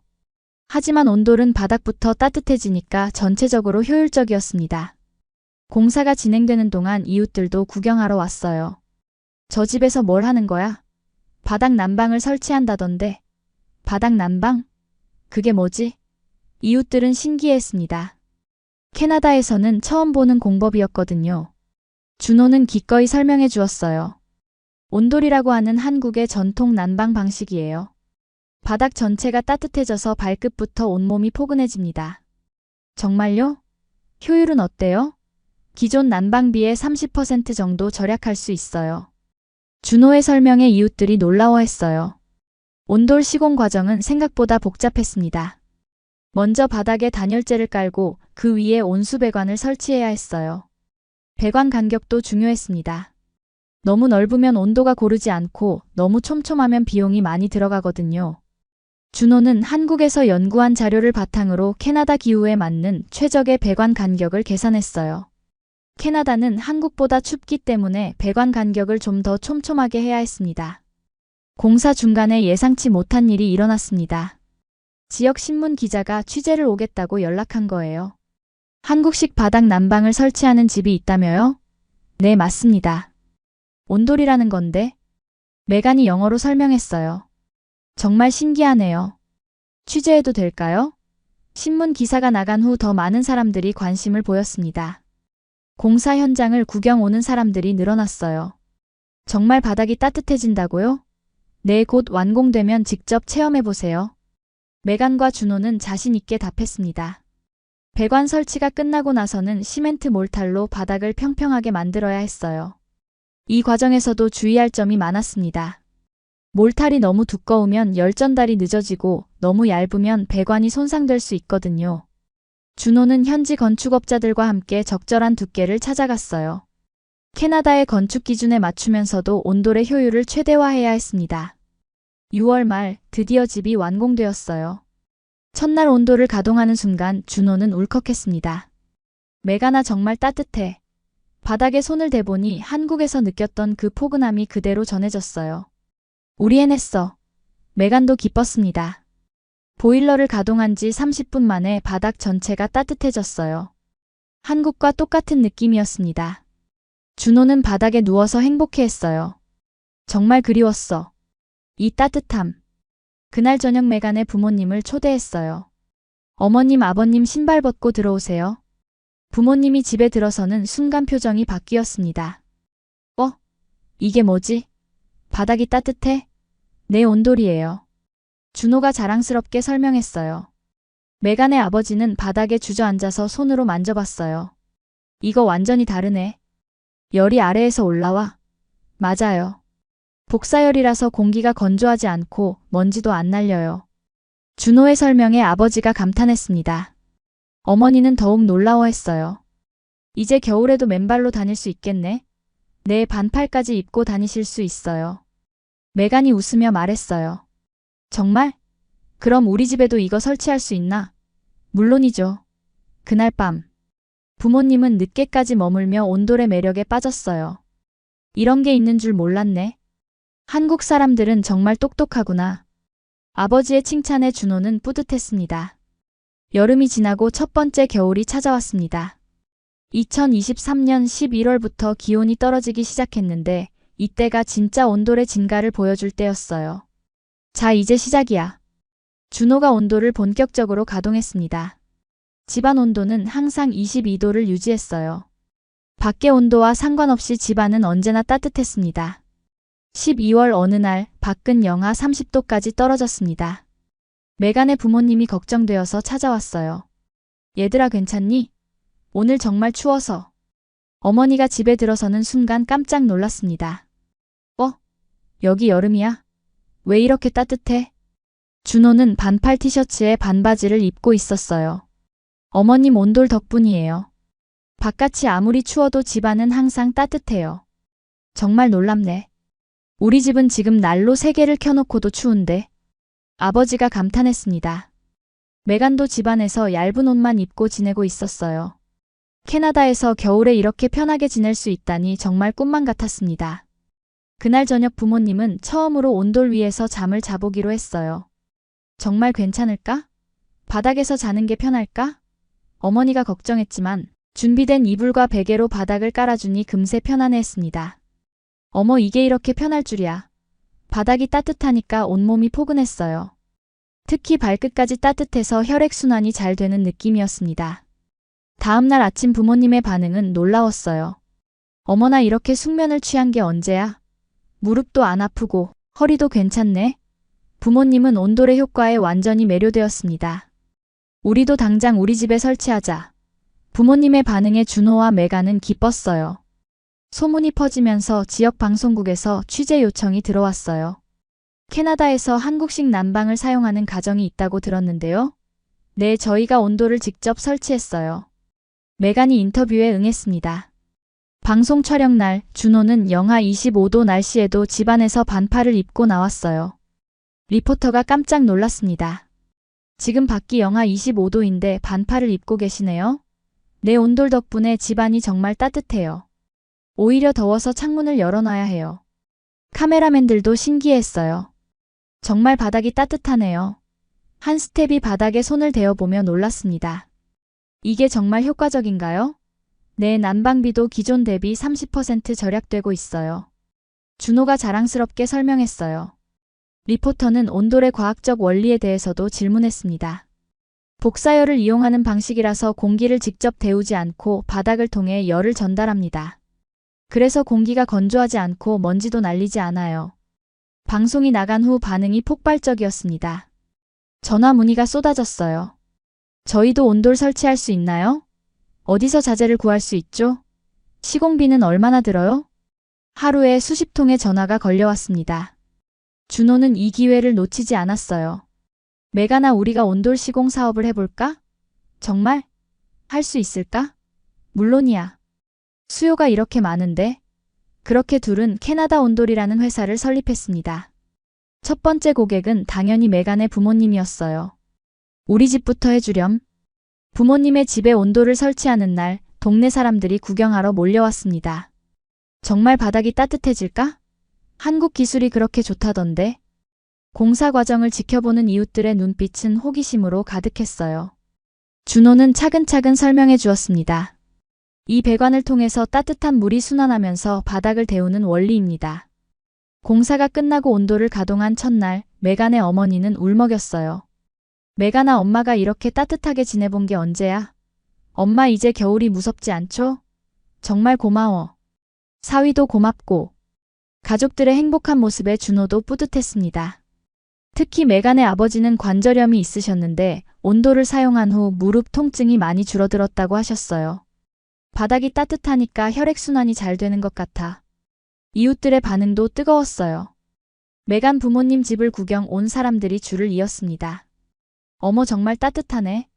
이거 우리 집에도 해주세요. 주문이 밀려들기 시작했어요. 준호와 메간은 바쁜 나날을 보내게 되었습니다. 특히 노인분들의 관심이 높았어요. 관절염 때문에 겨울이 고생스러웠는데 온돌이 정말 도움이 될 것 같다며 문의가 많이 들어왔습니다. 그해 겨울 가장 추웠던 날 지역 신문에서 또 한 번 기사를 썼어요. 캐나다 한겨울 반팔로 생활하는 가족 기사 제목이었습니다. 사진에는 온돌 위에서 바닥에 앉아 커피를 마시는 준호와 메간의 모습이 담겨 있었어요. 기사에는 온돌의 장점과 효율성에 대한 내용이 자세히 소개되었습니다. 에너지 절약 효과와 건강상 이점까지 언급되었죠. 이 기사를 본 더 많은 사람들이 관심을 보였습니다. 특히 환경을 생각하는 젊은 가족들이 많이 문의했어요. 친환경적인 난방 방식이면서도 효율적이라니 정말 매력적이네요. 온돌은 복사열을 이용하기 때문에 공기순환으로 인한 에너지 손실이 적었거든요. 그래서 같은 온도를 유지하면서도 더 적은 에너지를 사용할 수 있었습니다. 2024년이 되면서 준호와 메간의 온돌 사업은 본격적으로 궤도에 올랐습니다. 하지만 예상치 못한 큰 변화가 기다리고 있었어요. 준호의 웹툰 온돌맨이 갑자기 인기를 끌기 시작한 거예요. 캐나다 생활을 소재로 한 웹툰이었는데 온돌로 인한 코믹한 에피소드들을 그린 작품이었죠. 준호야, 내 웹툰 조회수 봤어? 메간이 흥분된 목소리로 말했어요. 왜? 많이 올랐어? 100만 뷰를 넘었어. 준호도 깜짝 놀랐습니다. 웹툰 내용은 캐나다 겨울에 반팔 차림으로 돌아다니는 한국 남자의 이야기였어요. 이웃들이 신기해하고 경찰이 신고를 받고 출동하는 등의 에피소드가 담겨 있었죠. 특히 인기를 끈 에피소드는 이런 거였어요. 영하 30도 겨울날 준호가 집 앞에서 반팔 차림으로 눈을 치우고 있는데 지나가던 이웃이 119에 신고를 한 거예요. 누군가 정신을 잃고 밖에서 헤매고 있어요. 구급차가 출동했지만 준호는 멀쩡히 눈을 치우고 있었죠. 저 괜찮은데요? 아니 이 추운데 반팔을 어떻게? 구급대원들이 더 당황했다는 내용이었어요. 또 다른 에피소드는 캐나다 친구들을 집에 초대했을 때의 이야기였습니다. 친구들이 두꺼운 겨울옷을 입고 왔는데 집에 들어서자마자 더위를 먹어서 옷을 벗어 제끼는 장면이었죠. 이게 뭐야? 여기 난방기 고장났어? 너무 더워. 친구들이 당황해하는 모습이 정말 웃겼어요. 그리고 바닥에 앉아서 피자를 먹는 장면에서는 모두가 편안해하며 왜 이제야 이런 걸 알게 됐지? 라고 말하는 것도 재미있었습니다. 이 웹툰이 북미 전역으로 퍼지면서 온돌에 대한 관심도 폭발적으로 증가했습니다.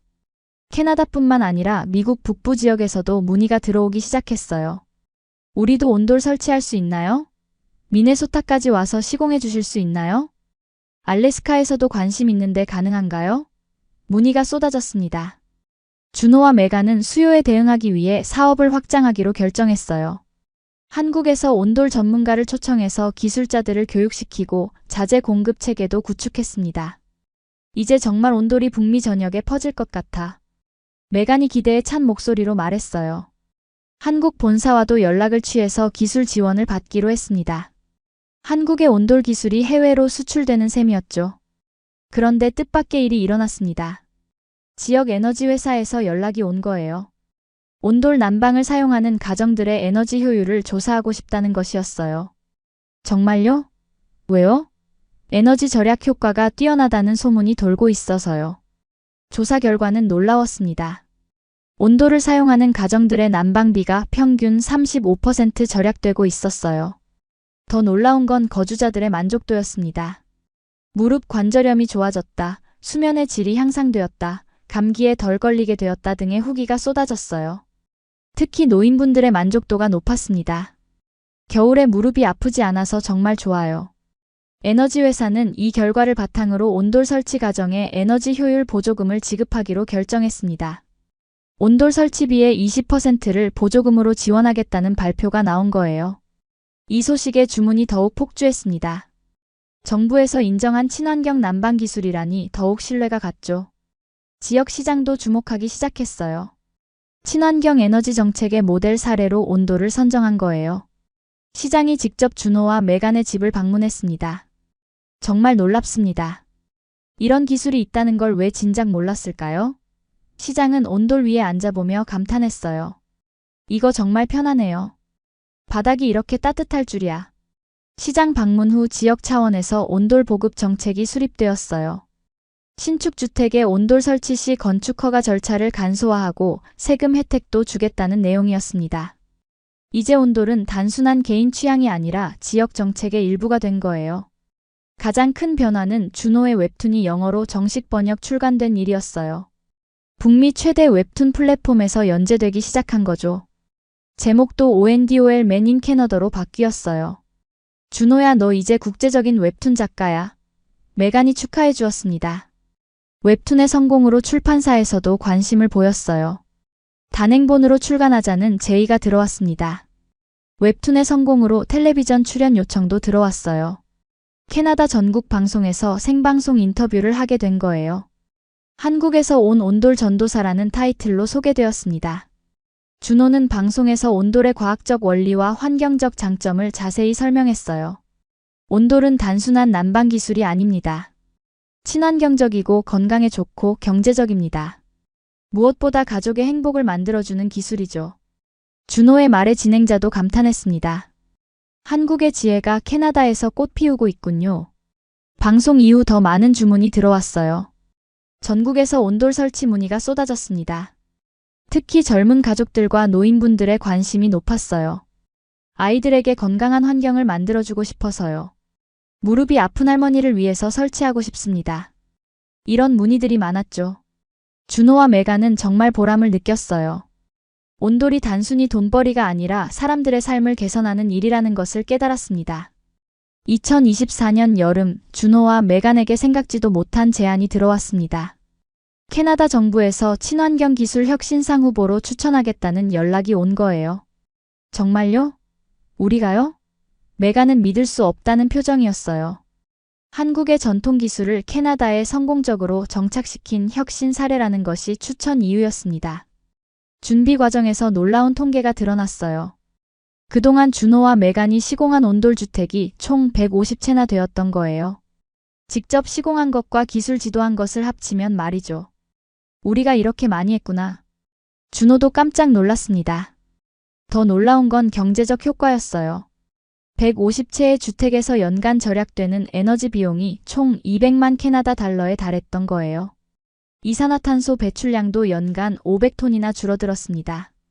이 정도면 정말 환경에 큰 기여를 한 거네. 메간이 뿌듯해했어요. 정부에서도 이런 데이터를 바탕으로 온돌의 가치를 인정한 거였죠. 시상식 날이 다가오면서 지역 언론들의 관심이 집중되었습니다. 우리 지역에서 캐나다 전국 규모의 상을 받을 수도 있다니. 지역 신문은 연일 관련 기사를 실었어요. 시장도 공식적으로 응원 메시지를 보냈습니다. 두 분은 우리 지역의 자랑입니다. 혁신적인 기술로 환경 보호에 기여하고 계시니까요. 시상식 전날 준호는 한국의 부모님과 영상통화를 했어요. 아들아 정말 자랑스럽다. 한국의 온도를 캐나다에 알려줘서 고마워. 아버지의 말에 준호는 눈물이 났습니다. 아버지 저도 한국인으로서 뿌듯해요. 우리 조상들의 지혜가 이렇게 인정받다니 정말 감격스러워요. 드디어 시상식 날 오타와에 있는 국회의사당 홀에서 시상식이 열렸습니다. 총리가 직접 참석해서 상을 수여하는 자리였어요. 올해의 친환경 기술 혁신상 수상자는 준호 김과 메간 스콧. 이름이 불렸을 때 준호와 메간은 서로를 껴안고 기뻐했습니다. 총리가 직접 상패를 수여하며 말했어요. 두 분은 한국의 전통 지혜를 현대 캐나다에서 실현시켜 환경 보호에 큰 기여를 했습니다. 이것이 바로 진정한 문화교류의 모습이죠. 준호는 수상 소감에서 이렇게 말했습니다. 이 상은 저희 개인의 것이 아니라 한국의 조상님들의 지혜와 캐나다의 열린 마음이 만나서 이뤄낸 성과입니다. 온도를 통해 두 나라가 더 가까워졌으면 좋겠습니다. 준호의 소감에 박수가 터져나왔어요. 시상식 후 기자회견에서 의외의 질문이 나왔습니다. 혹시 다른 나라로도 기술을 전파할 계획이 있나요? 물론입니다. 추운 지역이라면 어디든지 온돌이 도움이 될 것 같아요. 알래스카나 시베리아 같은 곳에도 관심이 있어요. 수상 소식은 한국에서도 크게 보도되었습니다. 한국 언론들은 캐나다 정부상 받은 온돌 전도사라는 제목으로 기사를 썼어요. 준호의 고향 마을에서는 현수막까지 걸었습니다. 우리 마을 출신 준호 캐나다서 대상 수상이라고 말이죠. 상을 받은 후 더욱 놀라운 일이 일어났습니다. 미국에서도 관심을 보이기 시작한 거예요. 알래스카주 정부에서 연락이 왔습니다. 알래스카의 에너지 효율 개선을 위해 온돌 기술을 도입하고 싶다는 내용이었어요. 메가나 우리 정말 국제적인 기업이 되는 건가? 준호가 믿기지 않는다는 표정으로 말했어요. 그런 것 같아. 이제 온돌이 북미 전체로 퍼질 것 같은데. 둘은 더 큰 꿈을 꾸기 시작했습니다. 특히 기후변화로 인해 에너지 효율이 중요해지면서 온돌 같은 기술이 더욱 주목받고 있었어요. 가장 기뻤던 건 메간의 부모님 반응이었어요. 메간아 정말 자랑스러워. 네가 한국 사위를 만나서 이런 일이 생긴 거구나. 엄마 준호가 정말 대단하죠? 그래 우리 사위가 제일 훌륭해. 가족들의 행복한 모습에 메간도 뿌듯했습니다. 그해 가을 준호의 웹툰 온돌맨이 애니메이션으로 제작된다는 소식이 전해졌어요. 캐나다 방송사에서 제작하기로 한 거죠. 준호야 네가 애니메이션 주인공이 되는 거야. 정말? 꿈만 같아. 온돌을 소재로 한 애니메이션이라니 상상도 못했던 일이었어요. 애니메이션 제작 소식이 알려지면서 더 많은 사람들이 온돌에 관심을 보였습니다. 아이들도 온돌맨 캐릭터를 좋아하게 되었어요. 우리 집도 온돌맨처럼 따뜻하게 만들어주세요. 아이들이 부모님에게 조르는 일도 생겼죠. 준호와 메간은 정말 예상치 못한 반응에 놀랐어요. 온돌이 이렇게 대중적인 관심을 받을 줄 몰랐거든요. 수상 이후 비즈니스도 크게 성장했습니다. 직원도 늘리고 사무실도 확장했어요. 하지만 가장 중요한 건 사람들의 삶이 나아지고 있다는 것이었습니다. 온돌을 설치한 가정들에서 보내온 감사 편지들을 읽을 때마다 준호와 메간은 보람을 느꼈어요. 할머니 무릎이 아프지 않아서 정말 좋아해요. 아이가 감기에 덜 걸리게 되었어요. 가족이 함께 바닥에 앉아서 시간을 보내는 게 좋아졌어요. 이런 편지들이 정말 많았어요. 온돌이 단순한 난방 기술이 아니라 가족의 행복을 만드는 기술이라는 것을 다시 한번 깨달았습니다. 2025년 초 준호와 메간의 삶에 또 다른 전환점이 찾아왔습니다. 메간이 임신을 한 거예요. 준호야 우리 아기가 생겼어. 메간의 기쁜 소식에 준호는 하늘을 나는 기분이었어요. 정말? 정말이야? 둘은 기쁨의 눈물을 흘렸습니다. 우리 아기는 온돌 위에서 자라겠구나. 준호가 메간의 배를 쓰다듬으며 말했어요.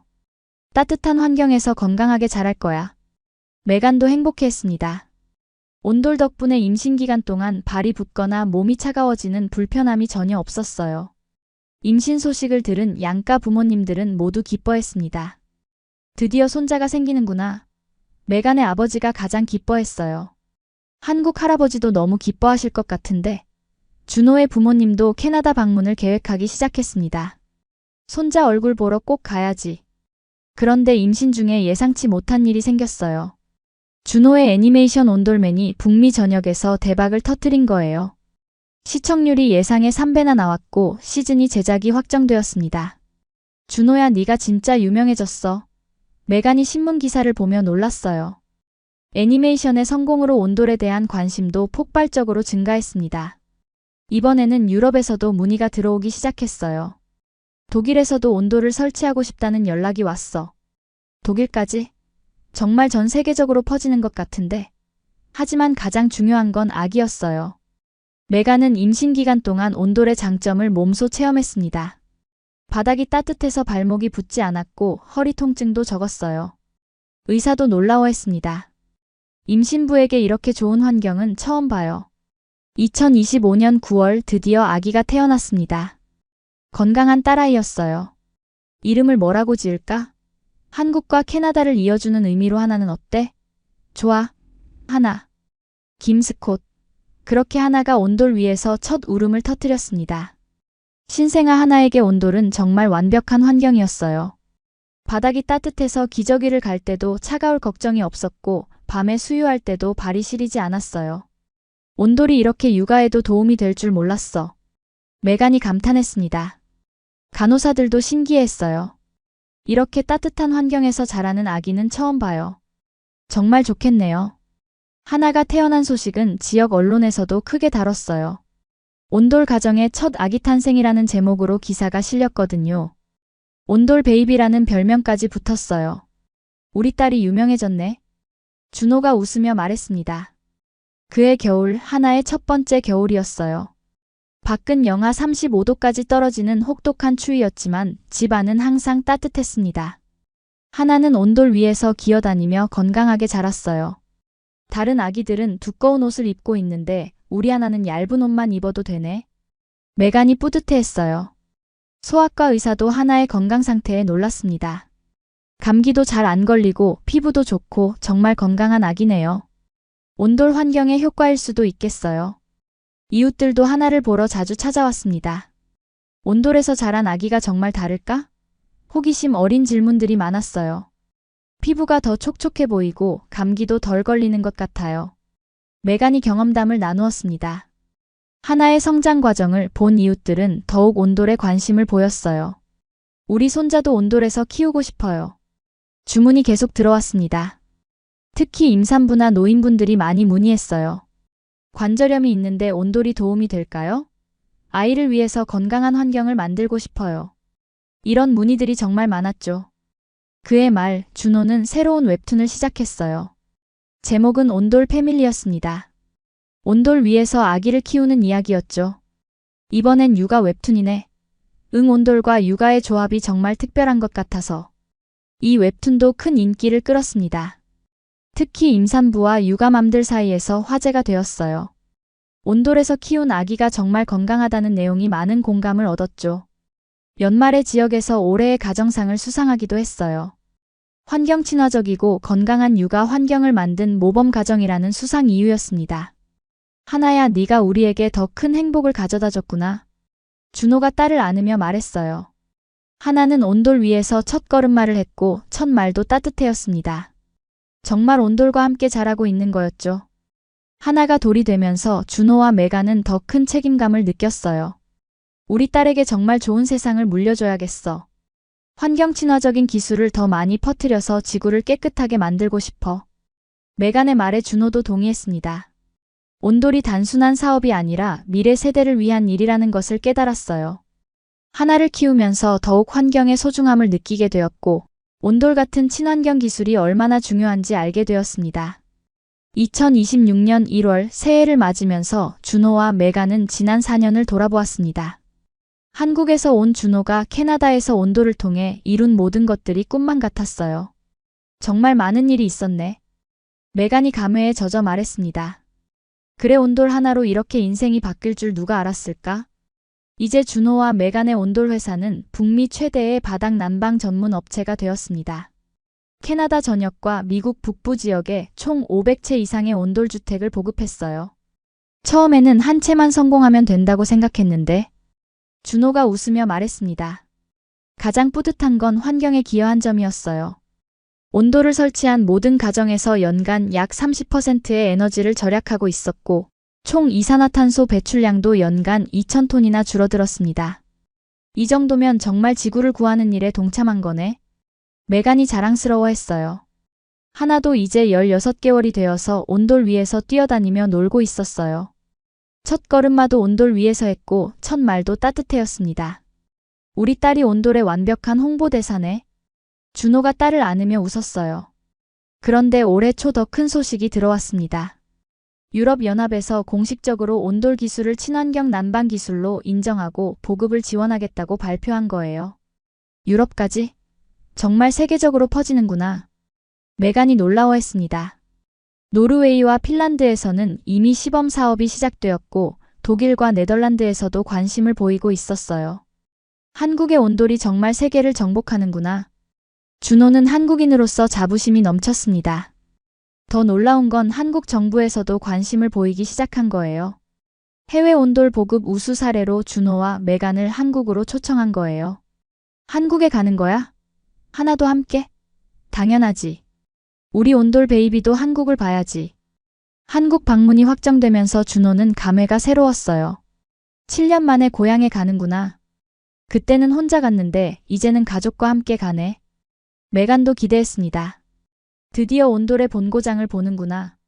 지역 주민들도 준호 가족의 한국 방문 소식을 듣고 축하해 주었어요. 우리 지역의 자랑이 한국에서도 인정받는구나. 시장도 공식적으로 축하 메시지를 보냈습니다. 두 분은 문화교류의 모범 사례입니다. 출발 전날 밤 준호와 메간은 온돌 위에 앉아서 이야기를 나누었어요. 온돌이 우리 인생을 완전히 바꿔놓았네. 그래, 단순한 난방 기술이 아니라 사람과 사람을 이어주는 다리 역할을 한 것 같아. 하나도 온돌 위에서 잠들었어요. 편안한 표정으로 깊게 잠든 딸을 보며 준호가 말했습니다. 우리 딸은 한국과 캐나다의 따뜻함을 모두 받고 자라는구나. 맞아. 진짜 국제적인 아이가 될 것 같아. 이제 준호와 메간의 집에는 매일 견학 오는 사람들이 있어요. 학생들, 건축업자들, 정부 관계자들까지 다양한 사람들이 찾아옵니다. 온돌이 이렇게 많은 사람들에게 희망을 주는 기술이 될 줄 몰랐어. 메간이 감탄했습니다. 가장 인상적이었던 건 지난달 방문한 90세 할머니였어요. 이런 따뜻함을 90년 만에 처음 느껴보네요. 할머니의 말에 모든 사람이 눈물을 흘렸습니다. 온돌이 단순히 몸을 따뜻하게 하는 게 아니라 마음까지 따뜻하게 하는구나. 지금 이 순간에도 캐나다 전역의 온돌집에서는 사람들이 따뜻하게 지내고 있어요. 영하 30도 밖에서도 집 안에서는 반팔 차림으로 생활하고 바닥에 앉아서 가족과 대화를 나누고 있죠. 이게 바로 온돌이 만들어낸 기적이야. 준호가 창밖에 눈을 보며 말했습니다. 앞으로 준호와 메간은 더 많은 나라의 온돌을 전파할 계획이에요. 러시아의 시베리아, 몽골, 심지어 남극 기지에서도 관심을 보이고 있거든요. 온돌이 정말 세계를 따뜻하게 만드는 기술이 되겠어. 메간이 미래를 그리며 말했습니다. 특히 기후변화로 인해 에너지 효율이 더욱 중요해지면서 온돌 같은 친환경 기술의 가치가 높아지고 있었어요. 결국 온돌은 단순한 바닥 난방이 아니었어요. 사람과 사람을 이어주고 문화와 문화를 연결하고 환경을 보호하면서도 삶의 질을 향상시키는 놀라운 기술이었습니다. 그리고 그 따뜻함은 지금도 계속해서 전 세계로 퍼져나가고 있어요. 준호와 메간이 시작한 작은 온돌 하나가 이제는 수백 가정의 행복이 되었고 수천 명의 삶을 바꾸고 있었습니다. 온돌을 통해 우리가 배운 건 기술의 힘이야. 메간이 말했습니다. 좋은 기술은 국경을 넘나들며 사람들을 행복하게 만든다는 거지. 준호도 동의했어요. 그리고 그런 기술을 나누는 것이 진정한 문화교류라는 것도 알았어. 하나가 자라서 이 이야기를 들으면 뿌듯해할 것 같아. 자신의 부모가 세상을 조금이나마 따뜻하게 만들었다는 걸 말이야. 지금도 캐나다의 추운 겨울밤 온돌 위에서 잠들어가는 가족들이 있습니다. 할아버지 할머니들은 무릎이 아프지 않아서 행복해 하시고 아이들은 바닥에서 뛰어놀며 건강하게 자라고 있어요. 젊은 부부들은 난방비 걱정 없이 따뜻한 집에서 사랑을 키워가고 있죠. 이 모든 것이 온돌이 만들어낸 작은 기적들입니다. 앞으로도 온돌의 따뜻함은 계속해서 퍼져나갈 겁니다. 캐나다를 넘어서 미국으로, 유럽으로, 그리고 전 세계 추운 지역으로 말이에요. 한국의 조상들이 만들어낸 지혜가 21세기에도 여전히 사람들을 행복하게 만들고 있다는 게 정말 놀랍지 않나요? 온돌이야말로 진정한 K문화의 자랑이라고 할 수 있을 것 같습니다.